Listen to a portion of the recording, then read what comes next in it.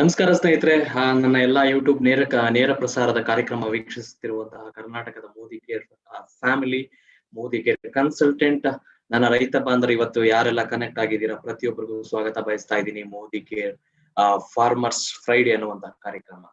So ನಮ್ಮೆಲ್ಲರಿಗೂ ಗೊತ್ತಿರುವ ಹಾಗೆ ಸಾಕಷ್ಟು ಜನರಿಗೆ ಪ್ರತಿ ಶುಕ್ರವಾರ ನಾವು ಫಾರ್ಮರ್ಸ್ ಫ್ರೈಡೆ ಅನ್ನೋ ಒಂದು ಥೀಮ್ ಕೆಳಗಡೆ ನಾವು ಮೋದಿ ಕೇರ್ನ ವತಿಯಿಂದ ಸಂಬಂಧಪಟ್ಟ ಕೆಲವು ಅಗ್ರಿಕಲ್ಚರ್ ಪ್ರಾಡಕ್ಟ್ ಗಳ ಬಗ್ಗೆ ನಾವು ಚರ್ಚೆ ಮಾಡ್ತಿರ್ತೀವಿ. ಉದ್ದೇಶ ಇಷ್ಟೇ, ನಮ್ಮ ಮೋದಿ ಕೇರ್ ಕಂಪನಿಗೆ ಪ್ರತಿನಿತ್ಯ ನೂರಾರು ಸಂಖ್ಯೆಯಲ್ಲಿ, ಸಾವಿರಾರು ಸಂಖ್ಯೆಯಲ್ಲಿ ಕನ್ಸಲ್ಟೆಂಟ್ಗಳು ಜಾಯ್ನ್ ಆಗ್ತಿರ್ತಾರೆ.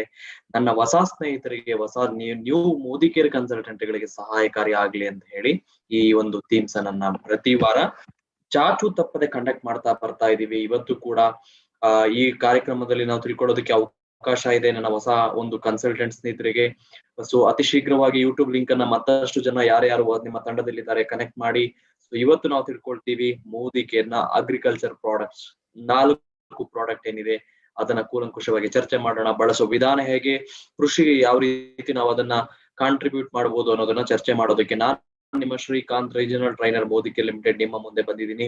ಸೊ ಬನ್ನಿ, ಹಾಗಾದ್ರೆ ನಾನು ಡಿಸ್ಪ್ಲೇ ಮಾಡೋದಕ್ಕಿಂತ ಮುಂಚೆ ರಿಕ್ವೆಸ್ಟ್ ಮಾಡ್ತಾ ಇದ್ದೀನಿ, ಮತ್ತೊಮ್ಮೆ ನಿಮ್ಮ ತಂಡದ ಎಲ್ಲಾ ಒಂದು ಕನ್ಸಲ್ಟೆಂಟ್ ಹೊಸ ಸ್ನೇಹಿತರಿಗೆ ಈ ಒಂದು ಲಿಂಕ್ ಅನ್ನ ಶೇರ್ ಮಾಡಿ.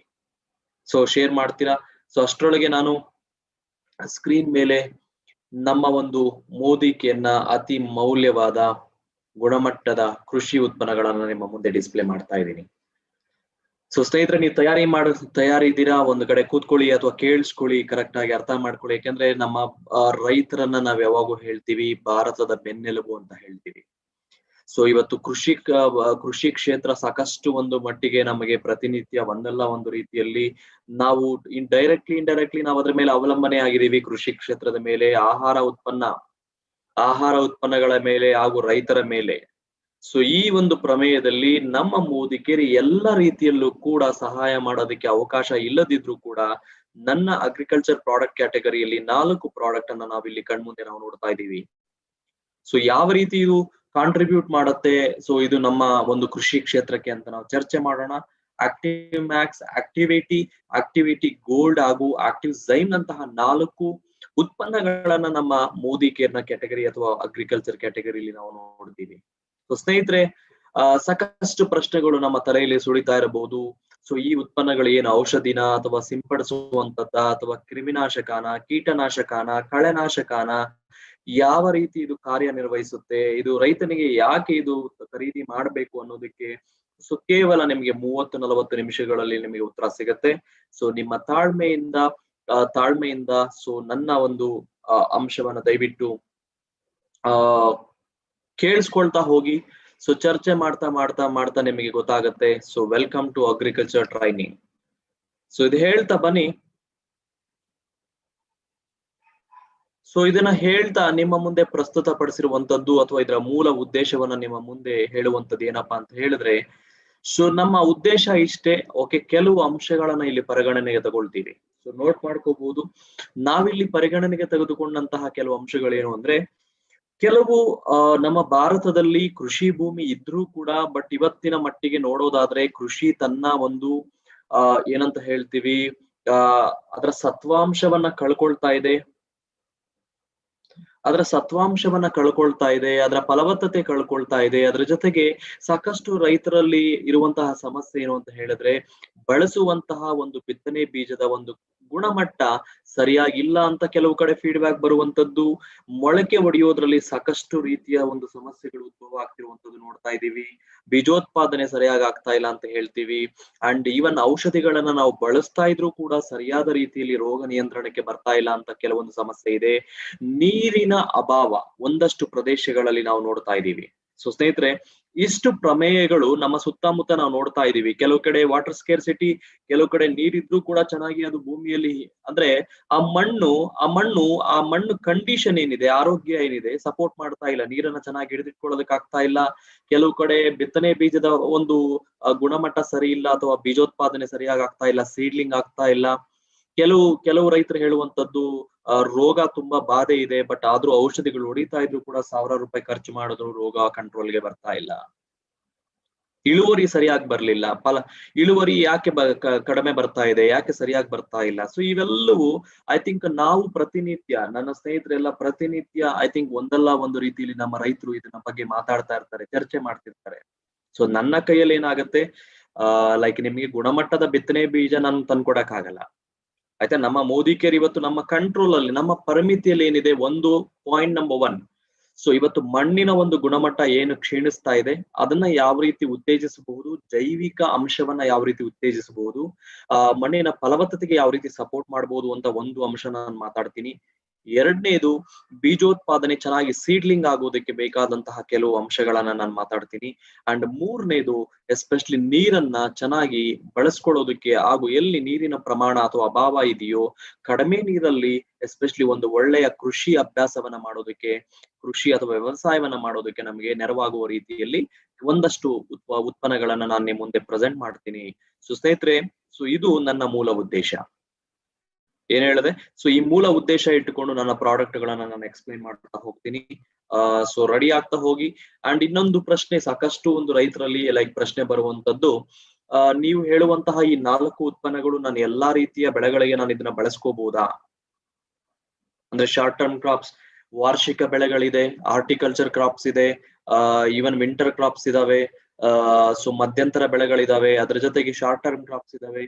ಸೊ ನನ್ನ ಎಲ್ಲಾ ರೀತಿಯ ಬೆಳೆಗಳಿಗೂ ಸೂಕ್ತವಾಗುತ್ತಾ? ಜೋಳ, ಭತ್ತ, ರಾಗಿ, ಗೋಧಿ, ಹೂವುಗಳು, ಫಲ, ಅದರ ಜೊತೆಗೆ ಗ್ರೌಂಡ್ ನೆಟ್, ಶೇಂಗಾ ಆಗಿರಬಹುದು, ಕಾಟನ್ ಆಗಿರಬಹುದು, ಅಡಿಕೆ ಆಗಿರಬಹುದು, ಕಾಫಿ ಟೀ ಪ್ಲಾಂಟೇಶನ್ಸ್ ಆಗಿರಬಹುದು. ಸ್ನೇಹಿತರೆ, ಸೊ ಒಂದು ಅಂಶವನ್ನ ಇಲ್ಲಿ ನಾನು ಕ್ಲಿಯರ್ ಮಾಡೋದಕ್ಕೆ ಇಷ್ಟಪಡ್ತೀನಿ.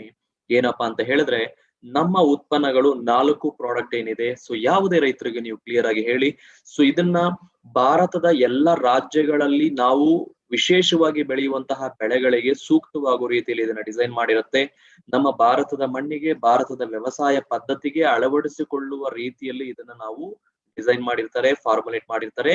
ಯಾವುದೇ ರೀತಿ ಸಂಶಯ ಬೇಡ, ಯಾವುದೇ ರೀತಿ ಡೌಟ್ ಬೇಡ. ಸೊ ಇದನ್ನ ನಾನು ಇಲ್ಲಿ ಡಿಕ್ಲೇರ್ ಮಾಡ್ತಾ ಇದ್ದೀನಿ. ಯಾಕೆಂದ್ರೆ ಒಂದೊಂದು ರಾಜ್ಯದಲ್ಲೂ ಒಂದೊಂದು ವಿಶೇಷ ಇದೆ. ಮಣ್ಣಿನ ಒಂದು ಇದು ಏನಂತ ಹೇಳ್ತೀವಿ, ಕಂಡೀಷನ್ ಆಗಿರಬಹುದು, ಅದರ ಒಂದು ರೂಪರೇಷೆಗಳಾಗಿರಬಹುದು, ವಾತಾವರಣದ ರೀತಿ ಬೇರೆ ಬೇರೆ ಆಗ್ತಾ ಹೋಗುತ್ತೆ, ಟೆಂಪರೇಚರ್ ಬೇರೆ ಬೇರೆ ಆಗ್ತಾ ಹೋಗುತ್ತೆ. ಸೊ ಪರಿಸ್ಥಿತಿಗೆ ಅನುಗುಣವಾಗಿ ರಾಜ್ಯಗಳಲ್ಲಿ ಬೆಳೆಯುವಂತಹ ಏನು ಬೆಳೆಗಳು ನಾವು ನೋಡ್ತೀವಿ, ಎಲ್ಲಾ ರೀತಿಯ ಬೆಳೆಗಳಿಗೂ ಸೂಕ್ತವಾಗಿ ನಾನು ಈ ಉತ್ಪನ್ನಗಳನ್ನ ಬಳಸ್ಕೋಬಹುದು. ಬಟ್ ಹೇಗೆ ಬಳಸ್ಕೋಬಹುದು? ಸೊ ಬನ್ನಿ ನಾನು ಎಕ್ಸ್ಪ್ಲೈನ್ ಮಾಡ್ತಾ ಹೋಗ್ತೀನಿ. ಸೊ ಇದನ್ನ ನೀವಿಲ್ಲಿ ಅಂಡರ್ಲೈನ್ ಮಾಡ್ಕೊಂಡು ನಾವು ಮುಂದೆ ಹೋಗೋಣ.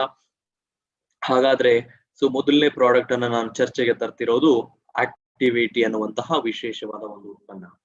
ಸೊ ಇದನ್ನ ನಾವು ಯಾವುದೇ ಪೆಸ್ಟಿಸೈಡ್ಸ್ ಅಂತ ಹೇಳಲ್ಲ, ಇದನ್ನ ನಾವು ಯಾವುದೇ ಒಂದು ಕಳೆನಾಶಕ ಅಂತ ಕರೆಯೋದಿಲ್ಲ, ಇದು ಯಾವುದೇ ರೀತಿ ನಮ್ಮ ಔಷಧಿಗಳಿಗೆ ರೀಪ್ಲೇಸ್ಮೆಂಟ್ ಆಗಲ್ಲ. ಬಟ್ ಏನು ಅಂತ ಹೇಳಿದ್ರೆ, ನಾನು ಇದನ್ನ ಕರಿತೀನಿ ಸೊ ಆಕ್ಟಿವೇಟರ್, ವೆಟ್ಟರ್, ಸ್ಪ್ರೆಡರ್ ಅನ್ನುವಂತಹ 3 ಗುಣಗಳನ್ನ ಹೊಂದಿರುವಂತಹ, ಸೊ 80% ನಷ್ಟು ಆಕ್ಟಿವ್ ಇಂಗ್ರೀಡಿಯೆಂಟ್ಸ್ ನಿಂದ ಇರುವಂತಹ ಈ ಉತ್ಪನ್ನ ಏನಿದೆ, ನನ್ನ ಕೃಷಿಗೆ ಒಂದು ಸಪೋರ್ಟಿವ್ ಆಗಿ ಈ ಪ್ರಾಡಕ್ಟ್ ನನಗೆ ವರ್ತಿಸುತ್ತೆ. ಅದ್ರ ಜೊತೆಗೆ ನನಗೆ ಅಲ್ಟಿಮೇಟ್ಲಿ ನನಗೆ ಇದರಿಂದ ಉಪಯೋಗ ಏನು ಅಂತ ರೈತರು ಕೇಳಿದಾಗ, ಸೊ ನಾನು ಕೃಷಿ ಅಥವಾ ವ್ಯವಸಾಯದಲ್ಲಿ ಬಳಸುತ್ತಿರುವಂತಹ ಔಷಧಿಗಳು, ಕ್ರಿಮಿನಾಶಕ, ಕೀಟನಾಶಕ, ಅದರ ಜೊತೆಗೆ ಈ ಒಂದು ದ್ರವ ರೂಪದ ಗೊಬ್ಬರಗಳ ಕಾರ್ಯಕ್ಷಮತೆ, ಅಂದ್ರೆ ಇವುಗಳ ಕಾರ್ಯಕ್ಷಮತೆ, ಅದರ ಎಫೆಕ್ಟಿವ್ನೆಸ್ ಅನ್ನ ಇಂಪ್ರೂವ್ ಮಾಡೋದಕ್ಕೆ, ಸಪೋರ್ಟ್ ಮಾಡೋದಕ್ಕೆ ನಮಗೆ ಈ ಉತ್ಪನ್ನ ಹೆಲ್ಪ್ ಆಗ್ತದೆ. ಸೊ ಏನಿದ್ರ ಅರ್ಥ, ಪರಮಾರ್ಥ ಏನು? ಬನ್ನಿ ಹಂಗಾರೆ ನೋಡ್ಕೊಂಡ್ ಬರೋಣ. ಸೊ ಮೊದಲನೇದಾಗಿ ನಾನು ನಿಮ್ಗೆ ಹೇಳಿದ್ದೆ, ಇದರಲ್ಲಿ 3 ವಿಶೇಷವಾದ ಗುಣಗಳಿದೆ ಅಂತ ಅರ್ಥ ಮಾಡ್ಕೊಳ್ಳಿ. ಸೊ ಏನಿದೆ ಇದರಲ್ಲಿ, ಅಥವಾ ಏನಂತ ಕರಿತೀವಿ? ಸೊ ಮೊದಲನೇದಾಗಿ ಇದನ್ನ ನಾನ್-ಅಯಾನಿಕ್ ಸ್ಪ್ರೇ ಅಡ್ಜುವೆಂಟ್ ಕಾನ್ಸಂಟ್ರೇಟ್ ಅಂತ ಹೇಳ್ತೀವಿ. ಅಡ್ಜುವೆಂಟ್ ಕಾನ್ಸಂಟ್ರೇಟ್ ಅಂದ್ರೆ ಸಹಕಾರಿಯಾಗಿ ವರ್ತಿಸುವಂತಹ ಒಂದು ಸ್ಪ್ರೇ ವಿಧಾನದಲ್ಲಿ ಬಳಸಬಹುದಾದಂತಹ ಒಂದು ಉತ್ಪನ್ನ.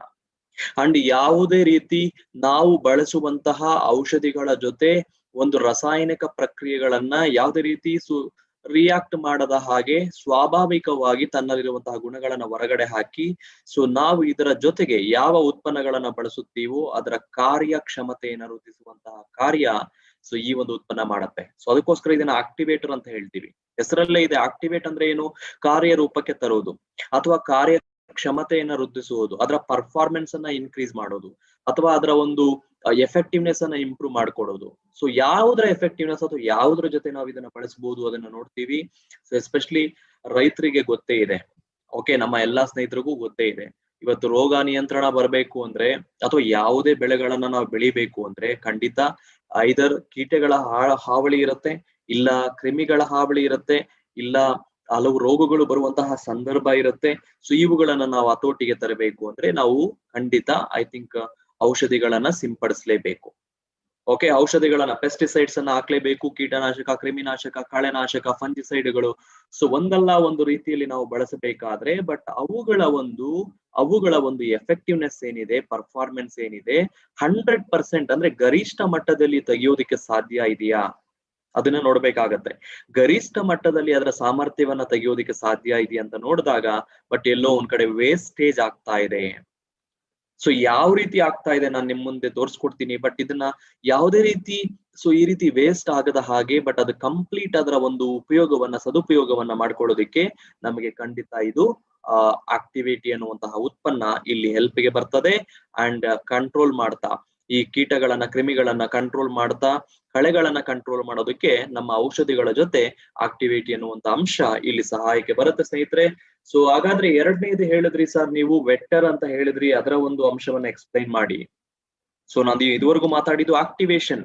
ಸೊ ಬಳಸುವ ಗೊಬ್ಬರಗಳು, ಬಳಸುವ ಔಷಧಿಗಳನ್ನ ಆಕ್ಟಿವೇಟ್ ಮಾಡೋದು, ಕಾರ್ಯರೂಪಕ್ಕೆ ತರುವುದು, ಪರ್ಫಾರ್ಮೆನ್ಸ್ ಇಂಪ್ರೂವ್ ಮಾಡೋದು. ಹಾಗಾದ್ರೆ ವೆಕ್ಟರ್ ಅಂದ್ರೆ ಏನು? ತೇವಾಂಶ. ಸೊ ತೇವಾಂಶವನ್ನ ಹಿಡಿದಿಟ್ಕೋಬೇಕು, ತೇವಾಂಶವನ್ನ ಚೆನ್ನಾಗಿ ಹರಡಬೇಕು. ಸೊ ಈ ಒಂದು ಪ್ರಮೇಯದಲ್ಲಿ ಹಾಗಾದ್ರೆ ನೀರು ಈ ಕೆಲಸ ಮಾಡ್ತಾ ಇಲ್ವಾ? ಹಾಗಾದ್ರೆ ನೀರ್ ಹರಿಸ್ತೀವಲ್ಲ ಸರ್, ಚೆನ್ನಾಗಿ ನೀರ್ ಬಿಡ್ತೀವಿ, ಒಳ್ಳೆ ನೀರನ್ನ ಲೈಕ್ ಒಳ್ಳೆ ಸ್ಪ್ರಿಂಕ್ಲರ್ ಸಿಸ್ಟಮ್ ಅಲ್ಲೂ ಅಥವಾ ಇನ್ಯಾವುದೋ ಒಂದು ಹನಿ ನೀರಾವರಿ ಪದ್ಧತಿಯಲ್ಲೂ ಅಥವಾ ಕಾಲುವೆಗಳ ಮೂಲಕನೋ ಯಾವುದೋ ಒಂದು ಪದ್ಧತಿ ನಮ್ಮ ಗಿಡಗಳಿಗೆ ಬೇಕಾದಷ್ಟು ನೀರನ್ನ ಕೊಡ್ತೀವಿ. ಸ್ನೇಹಿತರೆ ಅರ್ಥ ಮಾಡ್ಕೊಳ್ಳಿ. ಸೊ ಬೇಕಾದಷ್ಟು ನೀರು ಕೊಡೋದು ಬೇರೆ, ಬೇಕಾದಷ್ಟು ನೀರು ಗಿಡಗಳಿಗೆ ಸಿಗೋದು ಬೇರೆ. ಅರ್ಥ ಆಗ್ತಿದ್ಯಾ?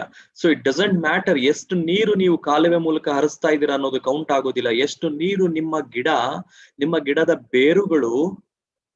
ಬೇರುಗಳಿಗೆ ಆ ನೀರು ಸಿಗ್ತಾ ಇದೆ, ಸಾಗಾಣಿಕೆ ಆಗ್ತಾ ಇದೆ, ಇದನ್ನ ಕೌಂಟ್ ಮಾಡ್ಬೇಕು ಸ್ನೇಹಿತರೆ. ಅಂದ್ರೆ ಅರ್ಥ ಏನು? ಮಣ್ಣಿನಲ್ಲಿ ಅಥವಾ ನೀವು ಆ ಗಿಡಗಳಿಗೆ ಕೊಟ್ಟಂತಹ ನೀರು ಸರಿಯಾದ ಪ್ರಮಾಣದಲ್ಲಿ ಮಣ್ಣಿನಲ್ಲಿ ಹಿಂಗ್ತಾ ಇದೆಯಾ?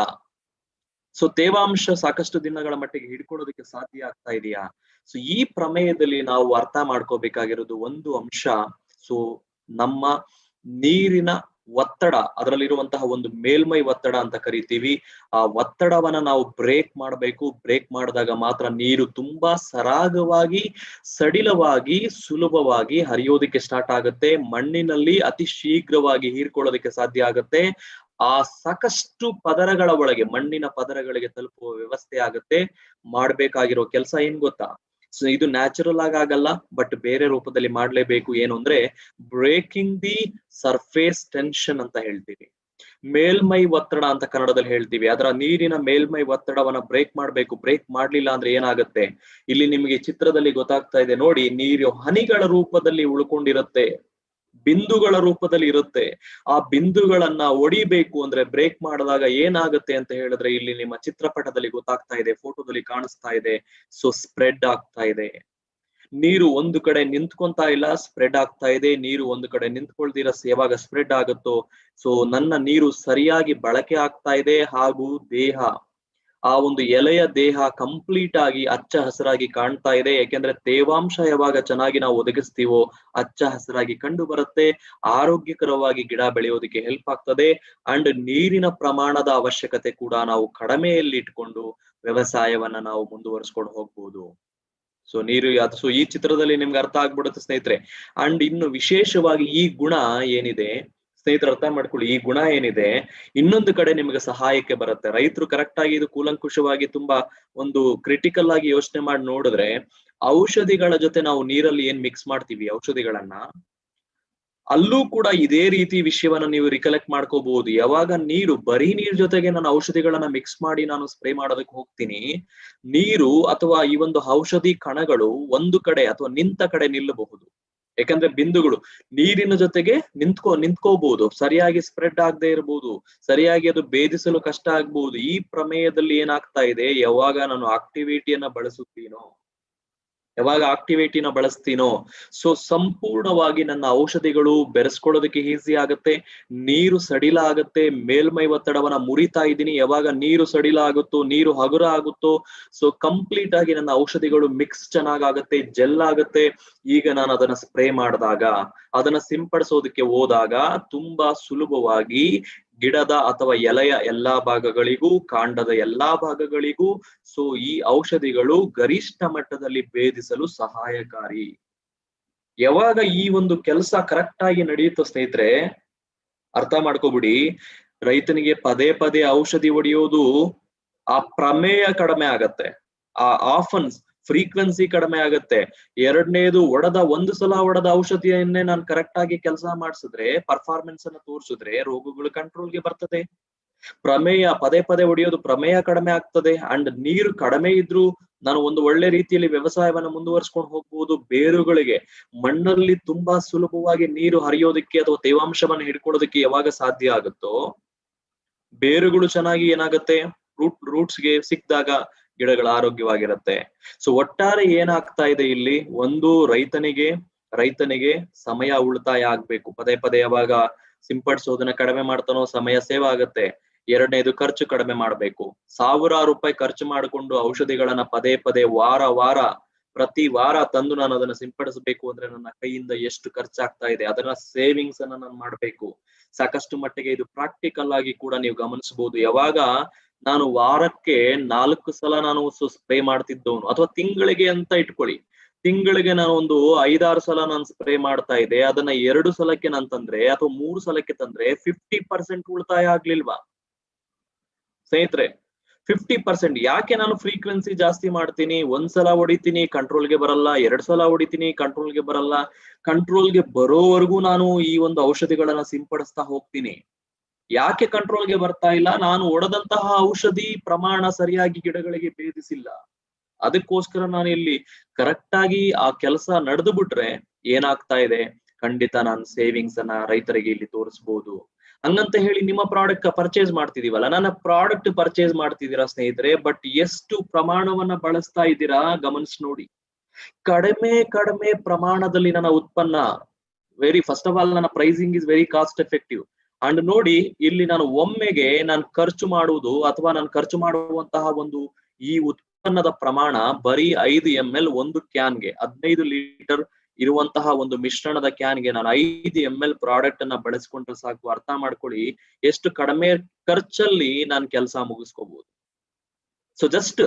ಸೊ ಯಾರ್ಯಾರು ಸಿಂಪಡಿಸೋದಕ್ಕೆ ಸ್ಪ್ರೇ ಮಾಡೋದಕ್ಕೆ, ಸೊ ಅಗೈನ್ ರೈತರಿಗೆ ನೀವು ಹೇಳ್ಬೇಕಾಗಿರೋದಿಷ್ಟೇ, 5 ml for in 15 litres of water, ನೀರಲ್ಲಿ ಮಿಕ್ಸ್ ಮಾಡ್ಕೊಂಡು ಔಷಧಿಗಳ ಜೊತೆ ಮಿಕ್ಸ್ ಮಾಡ್ಕೊಂಡು ಅದನ್ನ ಸ್ಪ್ರೇ ಮಾಡೋದಕ್ಕೆ ಹೇಳಿ. ಖಂಡಿತ ಸೊ ಅದು ಒಳ್ಳೆ ಎಫೆಕ್ಟಿವ್ ಆಗಿ ಕೆಲಸ ಮಾಡ್ತದೆ. ಅಂಡ್ ಹರ್ಬಿಸೈಡ್, ಕಳೆನಾಶಕಗಳ ಜೊತೆ ಬರೀ 20 ml 15 ಲೀಟರ್ ಕ್ಯಾನ್ಗೆ. ಅಂಡ್ ಈವನ್ ನೀರಾವರಿಗೆ ನೀವು 1 ಸಲ ಬಳಸಿದ್ರೆ 21 ದಿವಸ ಮತ್ತೆ ನೀವು 15ರಿಂದ 21, 2 ವಾರ 3 ವಾರ ಮತ್ತೆ ನೀವು ನೀರಿನ ಜೊತೆಗೆ ಹಾಯಿಸ್ಬೇಕಂತ ಏನಿಲ್ಲ. ಇರಿಗೇಷನ್ ಪರ್ಪಸ್ಗೆ ಅಂದ್ರೆ ಭೂಮಿಯನ್ನ ತೇವ ಮಾಡೋದಕ್ಕೆ ನೀವ್ ಏನ್ ನೀರಿನ ಜೊತೆಗೆ ಬಿಡ್ತೀರಾ, ಪದೇ ಪದೇ ನೀವು ನೀರಿನ ಜೊತೆ ಬಿಡೋ ಅವಶ್ಯಕತೆ ಇಲ್ಲ. ಒಮ್ಮೆಲೆ ನೀವು ಆಕ್ಟಿವೇಟಿನ ನೀರಿನ ಜೊತೆಗೆ ಕಂಪ್ಲೀಟ್ ಆಗಿ ನಿಮ್ಮ ಜಮೀನಿಗೆ ಹರಡಿಸಿದ್ರೆ ಆದ್ರೆ 2 ವಾರ 3 ವಾರ ಅದು ಮಣ್ಣಲ್ಲೇ ಇರುತ್ತೆ. ಅರ್ಥ ಮಾಡ್ಕೊಳ್ಳಿ, 2 ವಾರ 3 ವಾರ 21 ದಿವಸದವರೆಗೂ ಅದು ಮಣ್ಣಲ್ಲೇ ಇರುತ್ತೆ. ನೀವ್ ಯಾವ್ದು ಪದೇ ಪದೇ ಮತ್ತೆ ನೀರಲ್ಲಿ ನೀವು ಅದನ್ನ ಮತ್ತೆ ಸಪ್ಲೈ ಮಾಡ್ಬೇಕಂತೇನಿಲ್ಲ. ಪ್ರತಿ ಸಲ ನೀರು ಹಾಯಿಸಿದಾಗ ಆ ಮಣ್ಣಲ್ಲಿ ಇರುವಂತಹ ಈ ಒಂದು ಆಕ್ಟಿವಿಟಿ, ಸರ್ಫ್ಯಾಕ್ಟೆಂಟ್ಗಳು, ಇಂಗ್ರೀಡಿಯೆಂಟ್ಸ್ ಏನಿದೆ, ಸೊ ತೇವವನ್ನ ಹಿಡಿದಿಟ್ಕೊಳ್ಳೋದಕ್ಕೆ ಸಹಾಯ ಮಾಡ್ತಿರತ್ತೆ. 3 ವಾರಕ್ಕೊಂದ್ಸಲ ನೀವು ಇದನ್ನ ಬಳಸ್ಕೊಂಡ್ರೆ ಸಾಕು. ಅಲ್ಲಿಗೆ ಖರ್ಚು ಕೂಡ ಇಲ್ಲೂ ಕೂಡ ನಾನು ಪದೇ ಪದೇ ನಾನು ಬಳಸ್ತಾ ಇಲ್ಲ. 1 ಎಕರೆ ಜಮೀನಿಗೆ ಅಥವಾ 1 ಲೀಟರ್ ನೀರಿಗೆ 2 ml ಆಕ್ಟಿವ್ ml ಅನ್ನ ಬಳಸ್ಕೊಂಡು ಗಿಡಗಳಿಗೆ ನೀವು ಆ ಪ್ರಮಾಣದಲ್ಲಿ ನೀವು ಅದನ್ನ ಬಳಸ್ಕೋಬಹುದು. ನೇರವಾಗಿ ಬುಡಗಳಿಗಾದ್ರೂ ಕೊಡಬಹುದು ಅಥವಾ ನೀರಿನ ಜೊತೆಗೆ ನೀವು ಅದನ್ನ ಬಿಡಬಹುದು, ಹೇಗಾದ್ರೂ ಮಾಡಿ. ಸೊ ಹೆಚ್ಚು ಕಡಿಮೆ 1 ಲೀಟರ್ ನೀರಿಗೆ 2 ml ಆಕ್ಟಿವೇಟಿ ಹೋಗ್ಬೇಕು ಅಂತ ಈ ಒಂದು ಇಲ್ಲಿ ಇರಿಗೇಷನ್ ಪರ್ಪಸ್ಗೆ ನಾವು ರೆಕಮೆಂಡ್ ಮಾಡುವಂತದ್ದು. ಸೊ ಸ್ನೇಹಿತರೆ ಅರ್ಥ ಮಾಡ್ಕೊಳ್ಳಿ, ಅಲ್ಲಿಗೆ ಇಷ್ಟು. ಯಾವಾಗ ರೈತನಿಗೆ ಒಳ್ಳೆ ತೇವಾಂಶ ಸಿಗ್ತಾ ಇದೆ, ಭೂಮಿಗೆ ನೀರು ಇಂಗ್ತಾ ಇದೆ, ಅಲ್ಲಿಗೆ ಔಷಧಿಗಳು ಚೆನ್ನಾಗಿ ಕಾರ್ಯಸಿದ್ಧಿ ಆಗ್ತಾ ಇದೆ, ಅಂಡ್ ಕಳೆನಾಶಕಗಳಿಗೆ ತುಂಬಾ ಎಫೆಕ್ಟಿವ್ ಆಗಿ ಕೆಲಸ ಮಾಡೋದಕ್ಕೆ ಸಹಾಯ ಮಾಡ್ತಾ ಇದೆ. ಸೊ ಈಗ ಹೇಳ್ಬಹುದು, ನೀವು ನಿಮ್ಮ ಅನಿಸಿಕೆಗಳನ್ನ ಯೂಟ್ಯೂಬ್ ಚಾಟ್ ಅಲ್ಲಿ ಹಾಕ್ಬಹುದು. ಖಂಡಿತ ಈ ಪ್ರಾಡಕ್ಟ್ ಅನ್ನ ನಾನು ರೈತನಿಗೆ ಹೇಳ್ಬಹುದಾ ಇಲ್ವಾ, ಅಥವಾ ಹೇಳ್ಬೇಕಾ ಬೇಡವಾ, ಅಥವಾ ನನಗೆ ಅವಶ್ಯಕತೆ ಇದೆಯಾ ಇಲ್ವಾ? ಮಾರ್ಕೆಟ್ ಅಲ್ಲಿ ಸಾಕಷ್ಟು ಪ್ರಾಡಕ್ಟ್ ಸಿಗಬಹುದು, ಬಟ್ ಈ ಗುಣಗಳೇನಿದೆ, 3 ಗುಣಗಳು 3 in 1 ಒಂದು ಫ್ಯಾಕ್ಟರ್ಸ್ ಏನಿದೆ, ಖಂಡಿತ ನನ್ನ ಪ್ರಾಡಕ್ಟ್ ಅಲ್ಲಿ ತುಂಬಾ ವಿಶೇಷವಾಗಿ ಕಾರ್ಯನಿರ್ವಹಿಸುತ್ತೆ. ಆಕ್ಟಿವೇಶನ್, ವೆಟ್ಟರ್ ಹಾಗೂ ಸ್ಪ್ರೆಡರ್, ಹರಡುವಿಕೆಯ ಕಾರ್ಯ, ತೇವಾಂಶವನ್ನು ಹಿಡಿದಿಡುವಿಕೆ ಕಾರ್ಯ ಹಾಗೂ ಆಕ್ಟಿವೇಟ್ ಮಾಡುವಂತಹ ಒಂದು ಕಾರ್ಯ 3 ರೂಪದಲ್ಲಿ ಮಾಡೋದ್ರಿಂದ ನನ್ನ ಪ್ರಾಡಕ್ಟ್ ವಿಶೇಷವಾಗಿ ಎದ್ದು ನಿಲ್ಲುತ್ತೆ. ಖಂಡಿತ ನಾವು ಹೆಚ್ಚು ರೈತರಿಗೆ ಇದರ ಬಗ್ಗೆ ಹೇಳ್ಬೋದು. And I would like to see, I think ಸಾಕಷ್ಟು ಜನ 100-110 ಜನ ನೀವು ಇದನ್ನ ಕಾರ್ಯಕ್ರಮವನ್ನ ನೋಡ್ತಾ ಇದ್ದೀರಾ. ಸೊ ಖಂಡಿತ ಇದರ ಉಪಯೋಗ ಹೇಗೆ ಮಾಡ್ತೀರಾ, ಅಥವಾ ಯಾರಾದ್ರೂ ಇದನ್ನ ಬಳಸಿದ್ರೆ ಸೊ ಇದರ ಒಂದು ಬೆನಿಫಿಟ್ಸ್ ಅನ್ನ ನೀವು ಹೇಗೆ ಕಂಡುಕೊಂಡಿದ್ದೀರಾ, ನಿಮ್ಮ ಅನಿಸಿಕೆಗಳನ್ನ ಪೋಸ್ಟ್ ಮಾಡಬಹುದು. ಯಾವ ರೂಪದ ಬೆಳೆಗಳಿಗೆ ನೀವು ಬಳಸ್ತಾ ಇದ್ದೀರಾ ಹಾಕ್ಬೋದು. ಸೊ ಯಾವ ರೀತಿ ಚೇಂಜಸ್ ಅನ್ನ ಅಥವಾ ಸೊ ಒಂದು ಟ್ರಾನ್ಸ್ಫಾರ್ಮೇಶನ್ ನಿಮ್ಮ ಬೆಳೆಗಳಲ್ಲಿ ಕಂಡುಕೊಂಡಿದ್ದೀರಾ, ಇದನ್ನ ಪೋಸ್ಟ್ ಮಾಡಬಹುದು. ಬೇರೆಯವ್ರಿಗೂ ಕೂಡ ತುಂಬಾ ಹೆಲ್ಪ್ ಆಗ್ತದೆ. ಸೊ ಇದು ನಮ್ಮ ಮೊದಲನೆಯ ಉತ್ಪನ್ನ, ನಮ್ಮ ಕೃಷಿಕರಿಗೆ ಹಾಗೂ ವ್ಯವಸಾಯದಲ್ಲಿ ನಾವು ಹೇಳಲು ಇಚ್ಛಿಸುವಂತಹ ಒಂದು ಮೊದಲನೆಯ ಉತ್ಪನ್ನ ಮೂದಿಕೇರಲ್ಲಿ. ಇನ್ನ ಇದೇ ರೀತಿ ಸಾಕಷ್ಟು ರೈತರು ನಮ್ಗೆ ಕೇಳುವಂತದ್ದು ಏನಪ್ಪಾ ಅಂತ ಹೇಳಿದ್ರೆ, ಸರ್ ಒಂದು ಒಳ್ಳೆ ಸಸ್ಯ ಮೂಲದಿಂದ ಅಥವಾ ನ್ಯಾಚುರಲ್ ಸೋರ್ಸ್ ಇಂದ ಉತ್ಪಾದನೆ ಮಾಡದಂತಹ ಬಟ್ ಇದೇ ಗುಣಗಳನ್ನ ಹೊಂದಿರುವಂತಹ ಯಾವ್ದಾದ್ರು ಉತ್ಪನ್ನ ಹೇಳಿ ಅಂತ ಹೇಳಿದಾಗ, ಸೊ ಸ್ನೇಹಿತರೆ ಇಲ್ಲಿ ನಾನು ಪರಿಚಯ ಮಾಡುವಂತಹ ಇನ್ನೊಂದು ಉತ್ಪನ್ನ ಆಕ್ಟಿವಿಟಿ ಗೋಲ್ಡ್ ಅನ್ನುವಂತಹ ಒಂದು ಉತ್ಪನ್ನ. ಸೊ ಏನಪ್ಪಾ ಇದು ಉತ್ಪನ್ನ, ಎರಡನೇ ಉತ್ಪನ್ನ. ಇದು ಏನು ವಿಶೇಷ ಇದ್ರದ್ದು ಸ್ನೇಹಿತರೆ, ನಾನು ಇದುವರೆಗೂ ಮಾತಾಡಿದ ಎಲ್ಲ ಲಕ್ಷಣಗಳು, ಎಲ್ಲ ಗುಣಗಳು, ಎಲ್ಲ ಒಂದು ಪ್ರಮುಖವಾದ ಉಪಯೋಗಗಳು ಈ ಉತ್ಪನ್ನದಲ್ಲೂ ಕೂಡ ಅದೇ ಒಂದು ರೀತಿಯಲ್ಲಿ ಕೆಲಸ ಮಾಡುವಂತಹ ಪ್ರವೃತ್ತಿಯನ್ನ ಇದು ಹೊಂದಿರುತ್ತೆ. ಬಟ್ ಒಂದೇ ಒಂದು ವ್ಯತ್ಯಾಸ ಏನು ಅಂತ ಹೇಳಿದ್ರೆ, ನಾವಿಲ್ಲಿ ಗಮನಿಸಬಹುದಾದಂತದ್ದು, ಈ ಉತ್ಪನ್ನ ನ್ಯಾಚುರಲ್ ವೆಜಿಟೇಬಲ್ ಬೇಸ್ಡ್ ಸರ್ಫ್ಯಾಕ್ಟೆಂಟ್ ಇಂದ ತಯಾರು ಮಾಡಿದಂತಹ ಒಂದು ಉತ್ಪನ್ನ ಆಗಿರುತ್ತೆ. ಸೊ ವೆಜಿಟೇಬಲ್ ಬೇಸ್ಡ್ ಸರ್ಫ್ಯಾಕ್ಟೆಂಟ್ ಇಂದ, ಸೊ ಜಸ್ಟ್ ಅದಕ್ಕೋಸ್ಕರ ಇದನ್ನ ನಾವು ಬಳಸ್ಕೋಬಹುದು. ಎಕೋ ಫ್ರೆಂಡ್ಲಿ, ವಾತಾವರಣ ಸ್ನೇಹಿ, ಪರಿಸರ ಸ್ನೇಹಿ ಅಂತ ಹೇಳ್ತೀವಿ. ಸೊ ಬಯೋಡಿಗ್ರೇಡಬಲ್ ಪ್ರಾಡಕ್ಟ್ ಅಂತ ಹೇಳ್ತೀವಿ. ಸೊ ಯಾವುದೇ ನನ್ನ ಈ ಉತ್ಪನ್ನಗಳು ಕಂಪ್ಲೀಟ್ ಬೆಳೆಗಳ ಮೇಲೆ ಸೇಫ್ ಆಗಿರುತ್ತೆ.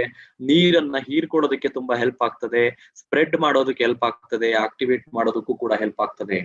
ಸೊ ಇದನ್ನು ಕೂಡ ನಾವು ಲೈಕ್ ಇವತ್ತು ಬೆಳೆಯುವಂತಹ ಡೊಮ್ಯಾಸ್ಟಿಕ್ ಕ್ರಾಪ್ಸ್ ಅಂದ್ರೆ ನಮ್ಮ ಲೋಕಲಿ ಬೆಳೆಯುವಂತಹ ಬೆಳೆಗಳಾಗಿರಬಹುದು, ಅಥವಾ ನಾವು ಹೊರದೇಶಗಳಿಗೆ ರಫ್ತು ಮಾಡುವಂತಹ ಬೆಳೆಗಳನ್ನ ಬೆಳೆಯೋದಕ್ಕಾಗಿರಬಹುದು, ಲೈಕ್ ಕಾಫಿ, ಟೀ ಆಗಿರಬಹುದು, ರಬ್ಬರ್ ಆಗಿರಬಹುದು, ಯಾವುದೇ ರೀತಿಯ ಹಾರ್ಟಿಕಲ್ಚರ್ ಕ್ರಾಪ್ಸ್, ಅವುಗಳನ್ನ ನಾವು ಬೆಳೆಯೋದಕ್ಕೂ ಕೂಡ ನಾವು ಉತ್ಪನ್ನವನ್ನ ಬಳಸ್ಕೋಬಹುದು. ಅದರ ಜೊತೆಗೆ ಭತ್ತ, ರಾಗಿ, ಗೋಧಿ, ಜೋಳ, ಟೀ, ಕಾಫಿ, ಪೊಟ್ಯಾಟೊ, ಆಲೂಗಡ್ಡೆ, tomato, vegetables. So nursery Plantations ಇರುವಂತಹ ವ್ಯಕ್ತಿಗಳು ಎಲ್ಲರಿಗೂ ಕೂಡ ನಾವು ಇದ್ರ ಬಗ್ಗೆ ಹೇಳ್ಬಹುದು. ಪಪಾಯ, ಗ್ರೇಪ್ಸ್, ದ್ರಾಕ್ಷಿ ಬೆಳೆಗಾರರು, ಮ್ಯಾಂಗೋ ಬೆಳೆಗಾರರು, ಸೊ ಎಲ್ಲಾ ರೀತಿಯಲ್ಲೂ ಕೂಡ ನಾವು ಈ ಉತ್ಪನ್ನವನ್ನ ಹೇಳ್ಬಹುದು. ಸೊ ಇದೇ ಅದೇ ಪ್ರಮಾಣದಲ್ಲಿ ನಾವು ಇದನ್ನ ಬಳಸಬಹುದು. So again same amount of usage ನಿಮ್ಮ ಕಣ್ ಮುಂದೆ ಕಾಣಿಸ್ತಾ ಇದೆ. ಸಿಂಪಡಿಸೋದಕ್ಕೆ, ಸ್ಪ್ರೇ ಮಾಡೋದಕ್ಕೆ 5 ml ಬಳಸ್ಕೊಂತೀನಿ.